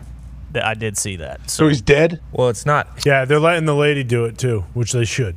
Yeah, they should with a baseball bat. Well, actually, no. I don't know if she needs to get near that bull at all with anything that is. Well, tranquilize it first. No. Make it almost comatose. She broke rule number 1 of going to rodeo. Eye for an eye. To be Did fair. you happen to see the color of the garbage can that the bull knocked over? Red garbage can. You happen to see the color that she was wearing? Yeah. You don't wear red to a rodeo, okay, ma'am? We're all learning that right now. Yeah. And, you know, that might not be her first rodeo, but I think everybody's next rodeo is one where we realize These bulls are athletic fuckers. They might be roaming the stands. Yeah. Let's keep our heads on a swivel when we go to rodeos, which is something we're going to be doing all summer. That's right. Can't wait. That's exactly right. Scheduled a couple weeks. I actually heard, AJ, you talked about how they get that thing out of there, how they wrangle it. I heard they dropped a bull rider on it, like he jumped off Like from a helicopter, Yeah. Like a Coast Guard. Yeah. I'd like to see a clip of that. Yeah, it got dropped and that fucking landed on it, and then bang, bang, bang, bang, bang that thing, and then inevitably Just rode him right back into the barn, or what? just kick with the left spur. Boom, That's bang. cool. Yeah, they Good for also that guy. they equip those people with pistols just in case the bull doesn't stop, because then it's just like, all right, fuck it, and then they just hop off and they fucking. But this scoop bull that did thing stop. up. But this bull did stop. Yeah. That bull there feels like a bull that people would want to keep alive. So they could reproduce it. Yeah. Seems like it's got some real power. Forgot all about my hip flexor when I jumped on that. Oh boy. Okay. Let's see that leg. The leg looks like, is there more blood? Yeah, it's not better. I don't know. Dang. It's not better. It's good. It's healing. Came to Your the body top is healing a little itself. bit. Came to the top. It is creeping down a little bit more, it feels like. Yeah. God damn. Starting to get pain like here though. I think that's because the migration of the blood from the hip flexor to wherever it's headed. I was told I need to put those Normatec boots on. Oh. Those will get here next week. That should be good. Oh, okay. Those things look so cool when you got them on. They do. Grella was wearing them. Oh, yeah. We walked into the hotel room that we had for Concave SC. Grella's just sitting on the ground with the Normatecs on. Looks so cool. So professional. So professional, those things. Can't wait to have a pair around the office because of this. Yeah. We don't need to ever use them again, though. No. Hopefully not. The people say you need to learn from this experience for the next one. I'm like, we don't need this experience. Ever again. Ever again. That's why me and Gumpy are going to be playing in men's league here in Indianapolis whenever this thing gets back to it, so that we have a full year of preparation for TST next year.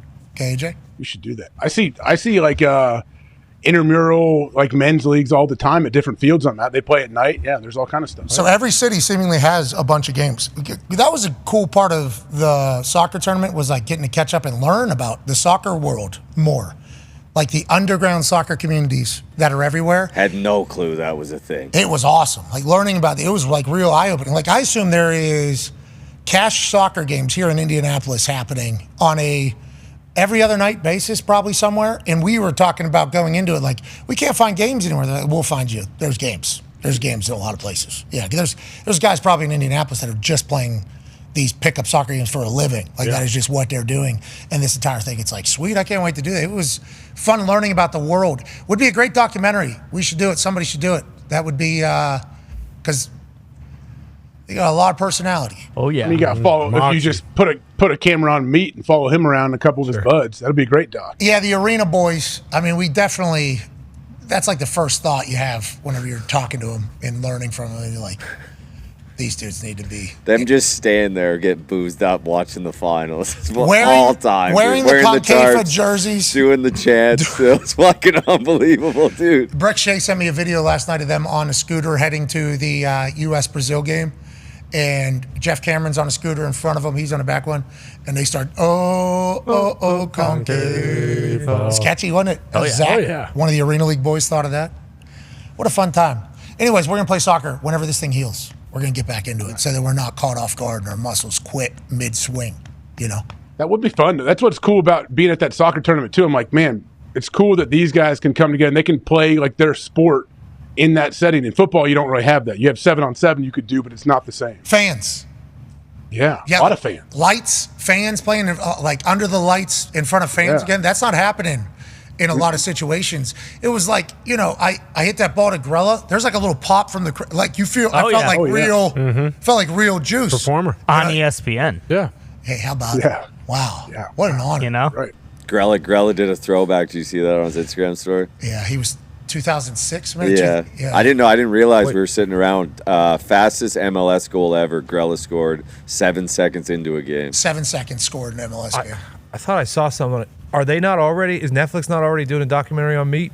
I saw. Was that not the? Oh no, that was the little thing going around. Your best day. Yeah. Yeah. I saw a bunch of people do that. It's like a trend. Oh, I only saw that one. I thought Netflix, because I thought you said at one point that that what makes sense? The bad boys you of said at one soccer. point cameras were following Meat around and he didn't know who they were. No, I just figured that was Netflix. It wasn't Meat. Gordo was mic'd up. No idea. Yeah, one of our guys, one of our arena guys, got mic'd up for a game. Had no idea who mic'd him up. Had no clue. I'm like, who? He didn't know? No idea yet. Even at Middle of game, I'm like, all right, not going near Gordy, obviously. He would come down, celebrate. It would be good. Yeah, Gordy, hell yeah, Gordy. Love his energy. Awesome. I think he almost started a fight while he was mic'd up. I mean, there was a full. Gordy had a great night while he was mic'd up. And then after the game, I'm like, who are you mic'd up for, by the way? He goes, I don't know. It was just a person. I'm like, all right. All right, Gordo. All right, Some Gordo. random, baby Gordo. Some random. He goes, I didn't say it. I mean, I asked Jeff. I think I asked Jeff if I should be mic'd up, and Jeff said, sure. And I put it on. I was like, Gordy, you're awesome. These Arena League boys are just different animal. Yeah. Loose cannons. Good luck to the Arena boys. They're playing in games probably tonight. They're in a tournament probably this weekend. Oh, yeah. Sure. If I had to guess, playing. I don't know what team they're on, but I know that team has a good chance of winning. Yeah.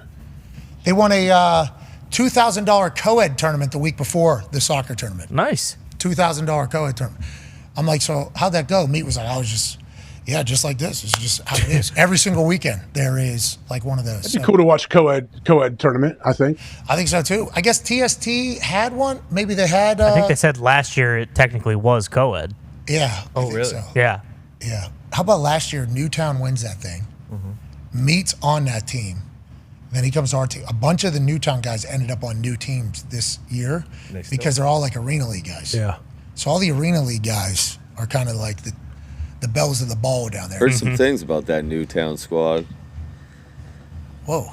Jesus. A little bit of What's that fuckery mean? going on. They were getting booed. They were getting Yeah, booed. maybe for a good reason. Well, I mean, who's saying what? Controversy What at is, TSD? yeah, what's the controversy? Now I want to know. I think there is. Come on, Gump. You could sign a bunch of people and then only take 20 because 20 is the roster, and then those people can't play on other teams. So there was like some people, I guess, that were potentially signed.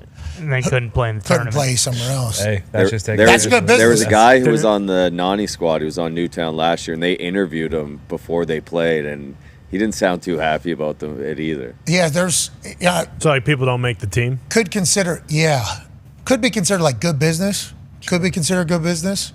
But I guess there's a lot of really good players that, like, I don't know, weren't able to play in it, wanted to play in it, could have won for $1 million. Now they can't. Whatever the case. It's not easy. No. The road to the top of TST is not easy. No. Not. Feels like Nani might want to transfer, to be honest. Why? Because he commented on a video? Been liking pretty much every Instagram post of the Calcafa boys. I think Nani appreciated the tournament as a whole, so he's just trying to Got the soccer. He was awesome. He said this is the best team I've ever been on. He's having a time of his life. Guy won a Champions League with Manchester United. I say, is he not playing in Europe? Or So in Euros? he played in Turkey last year. He's out of contract. So the rule is, like, he'll probably sign with the team for next year, but if you're out of contract, you can play. Number 11, I think, for Hoosier Army. He was unbelievable. He's in between contracts. Yeah. Then there was a guy who played for the Supra team who just got done with the Turkish league like last week or 2 weeks ago. Drop him in, he'll sign another contract in like a week. He was so good. That super team was so good. After we beat them, we saw him afterwards. I was like, you guys are so good. Literally, that's what we were both saying Legit. to all of them. You guys were so good. You guys, I have no idea how we won it because we're just watching that game. You know, we're not in it. You watch them. They had a 30-minute scripted warm-up. Like 30 minutes running full speed. They're working on combinations. They got shit going on. Our team's literally just walking on through their workout. We're getting to the other side. I'm like, damn, this team seems to be legit. And then their coach was friends with Tony Miola because they played together back in the day. That team, I guess, will travel to different tournaments now, so they're like a select team from Dallas. It's like, we got no fucking shot. And then, obviously, Jeffy Cameron. I mean, what are we? And then the team we beat in the round of 16, they play against each other in Dallas. So once we beat them, they're like, you guys got to fucking beat that team. Get them out of there. They were good, though, man. But yeah, me and Gumpy, unbelievable. we were literally 1-2 and everybody like, you guys are so good. And I think they thought we were shit-talking them because we just beat them. It was like, that was not the case. We were very surprised by the outcome of this particular game. But pumped about it. And that's Arena League soccer, baby. That's right. Yeah. That's right. All right, let's get the fuck out of here. We can't thank you enough for allowing us to do this for a living every single day. We'll be live mañana. AJ, obviously going to a golf tournament. Go win that thing, AJ. Good luck, AJ. Good luck. AJ, We'll try. have you golfed much? This will be my first time out. It's a scramble, you know how outing things go. So, yeah, I'll be swinging hard. So you'll be hitting the drive for the team. Remember, activate that. Yeah. I'm gonna get that. Was it the lag? I need that lag. Now, thank you to Tony Fina. I feel like my game is completely changed too now. I think Tony's a little busy, so he hasn't heard our thanks, but I will add yours into it whenever I send Show me again. Show me real quick. You gotta. Oh, look at his hips. You're activating those things early. Because you see, it's pulling my. I'm not moving my. I won't move my arm down. Nope. Okay, I won't move my arm. Watch what happens. See that? Ooh, It's already doing the work. that might be a little quick. That's a little quick move you got there. Supposed to. Some people get handsy. Not me though. Not me though. No, you're an athlete. You want to get handsy. You're an athlete. You Yeah, should you're be. time it up. Yeah. Boom. Then I need to do what that guy does on the Instagram and that one. Yeah. Top golf looking much smaller. Yep. Mountains. Out of the pocket. He's so good. Right out of the pocket. Right out of the pocket, yeah. Take it. Does that mean keep your hands close to your pocket? No, it's what do you mean? It's coming out of your pocket. It's like when you throw a football and you finish, you put your thumb in the pocket. Yep. Yeah, you check the watch. You see. Hand in the cookie jar on a basketball shot. We're coming out of the pocket. You see. Boom. Bang. Inside out. Good lag. You ever Ooh, that's played a bomb. sports That was good before? lag. Bomb. Thank you. I've tiny feet now, one FaceTime. So No big deal. Rory's Tested on the golf sim. Rory's off to a hot start. what is he? Is he? He's 2 under through 5. The leader's still at 5 under. Here we go. Married Rory. That's right. Married Rory. Hey, if it gets windy, that place might just be impossible. Bingo. Just a little bit of a breeze because I saw a guy hit Dry it one. out. I saw a guy hit one to like 4 feet this morning, and they're like, "Nah, can't do that." I'm like, He's on the wrong and side. then just roll right into the sand trap or whatever, all the way off, all the way down into the sand trap. It's like that guy put that thing to 4 feet from the pin. Like, what a perfect shot. If I ever hit that shot in my life in real golf, I would be so pumped. And then you walk up there and it's in the middle of the fucking sand trap. It's like, what happened here? They're talking about you missed by like 5 yards. It's over. Oh, yeah. That's what Sully said. They legitimately had to color in the areas of the green in their greens book just to be like, hey, you can't hit it anywhere but here. That's wild. All right, let's get the hell out of here. We can't thank you enough. We'll be watching U.S. Open. I assume everybody. Oh, Scotty, where's Scotty at? He teed off like an hour ago, right? He's got a new haircut. I know that. This is a new Scotty. I know. Is he doing all this just so he can say like I don't need any? He's Yeah, one there's over. no superstition. 1 over through 4. 1 over. Okay, he'll be That's fine. nothing. That's nothing. He'll figure it Got par 5. Par is good. Par is a good score. Bar is good, yes. Yeah, I wonder what's Par cut is, line. I don't like 70 though. Par is a 70. I don't like when that happens. Yeah, they do that with those pros every once in a while. I wonder what the cut line will be. I wonder where they'll be. +7. Yeah, somewhere in there. I mean, if Caroline keeps going, it might be like +3. Normally it's 10 shots from the leader or top 50, right? 50. I think Masters How many are in the 50. I US think Open? There's a Open's bunch of more. people. I didn't know the top. leader. I didn't know the leader was a part of it. I just thought it was this is where the top. Yeah, it's Oh, an so yeah. or. I thought it was just from the leader, but yeah, that makes more I sense. think it depends how many ties there are Yes. at the Yeah. cut line. Oh, got it. Yeah, I didn't even know that they would take a limited amount into the weekend. That would make sense, I guess, if everybody sucked and Yeah. it was 2 different levels. Scotty Scheffler needs to get back in there. He will. He will. He's What got about par Brooks? 5 Where's still. Brooks? Brooks, He looks thin. Brooks looks thin. Did you see him? Hot start. Yeah, I did. Yeah, he was doing all right, I feel like. I think he kind of is. dropped a couple, but What he Tiger was. finish He's at? even. Brooks is +4? even. Yeah, Tiger's +4. That's not bad. It's not they, bad. They No, thought that was not going to bad be a at all. runaway. No, Phil was +4 through 2, I think. Lefty put up a +9er. Jeez Louise, Phil. He's done. He's coaching now. He's a coach. Yeah. He's more of a coach now. He's, what's his name? Hanky? Yeah, Hank Haney. Hanky. Hanky Panky. He's Hank Haney now. Yeah. You do one of those live pro-ams, I think, like, you just get a full Darius is just D-Buck. Yeah. D-Buck just gets a full lesson pretty much every time he goes out there. With Bryson, like that was a sweet whole video he had with Bryson. Like you had to play a full round and just, I don't know, like that's how D-Butt. He's smart, man. D-Buck had a golf book out here he was reading yesterday. Yeah, Ben Hogan. He's reading a golf book. Yeah. I'm like, what do you? D-Butt's going to be a scratch golfer in like 4 months from now. For sure. I agree completely with how athletic he. How about in that men's league basketball? He's fucking That's a joke. pull up in a guy's face, 3 splash, 8 of them this game. See ya, sorry. Not even the MVP. There's somebody better on his team. Yeah, athlete. He was just in here dunking. That's scary. Just dunking in here the other day. Easy. He's 38. He's not super tall. No. 6'1". Yeah, yes, yeah. Jump but out not of the like gym. Fairly explosive. very explosive. Yeah. He's the smoothest athlete I've ever seen. Like just smoothest athlete. That's why I told him he could be a holder. I'm like, he could figure out how to hold. Hands actually too good. I think I've told you guys the story. Hands are too soft. So like, don't want that because the ball's getting down late. You know, he would like Accept it. catch it. Oh, you want some stone hands that boom, boom, catch it, put it down. Need a happy stone. medium. Not Need a stone. happy Yeah, you're medium right. there. Need a happy medium there. But yeah, your hands are too soft. Like his wrists were just like too soft. Like he was just too. Yes, no sound clean being of a made when catch. he was catching it. So the ball was late down or whatever. It's like, of course, this guy's too athletic to hold. Of course, too good of hands to hold. That makes sense. What a stud. We're lucky to have him around here. Hell yeah. Every once in a while, he'll start shooting. He'll start getting. Sometimes. He does like mid-range jumpers too. He's not just like dicking around. Yeah, he jumps when he shoots. Yeah, and does the. Yeah. Yeah, I can't. Well, maybe we should start doing that. No. You got to find your shot. That's D-butt shot. You can't mimic a shot. Yeah, but D-butt shot is what everybody who's good shooters shoot like. Luka Doncic. You're right. I'm more of a Luka Doncic. Nikola Jokic. I would bitch at the refs too, especially in basketball. Yeah, well, they could call everything. Shouldn't have been 1 for 5 from 3 then.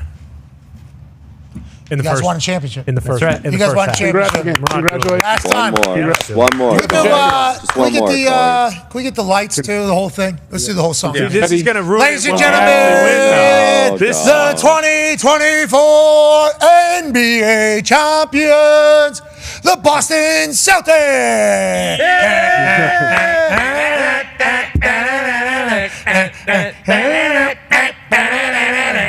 The first couple times, it's cool, but like now you actually ruined when we win. Like talking about? Oh, you already did. Well, we're not going to be here when you win. It's Friday night. We can't celebrate it anyway. Yeah, we're not going to be win able game 4. to We're carry going to win it game 5. Friday night. Friday But night. thanks a lot for ruining it for All me. right. Be a friend. Tell a friend something nice that might change their life. We're in this thing together. Let's never forget it. Team on me. Team on 3. 1, 2, 3. Team. Goodbye.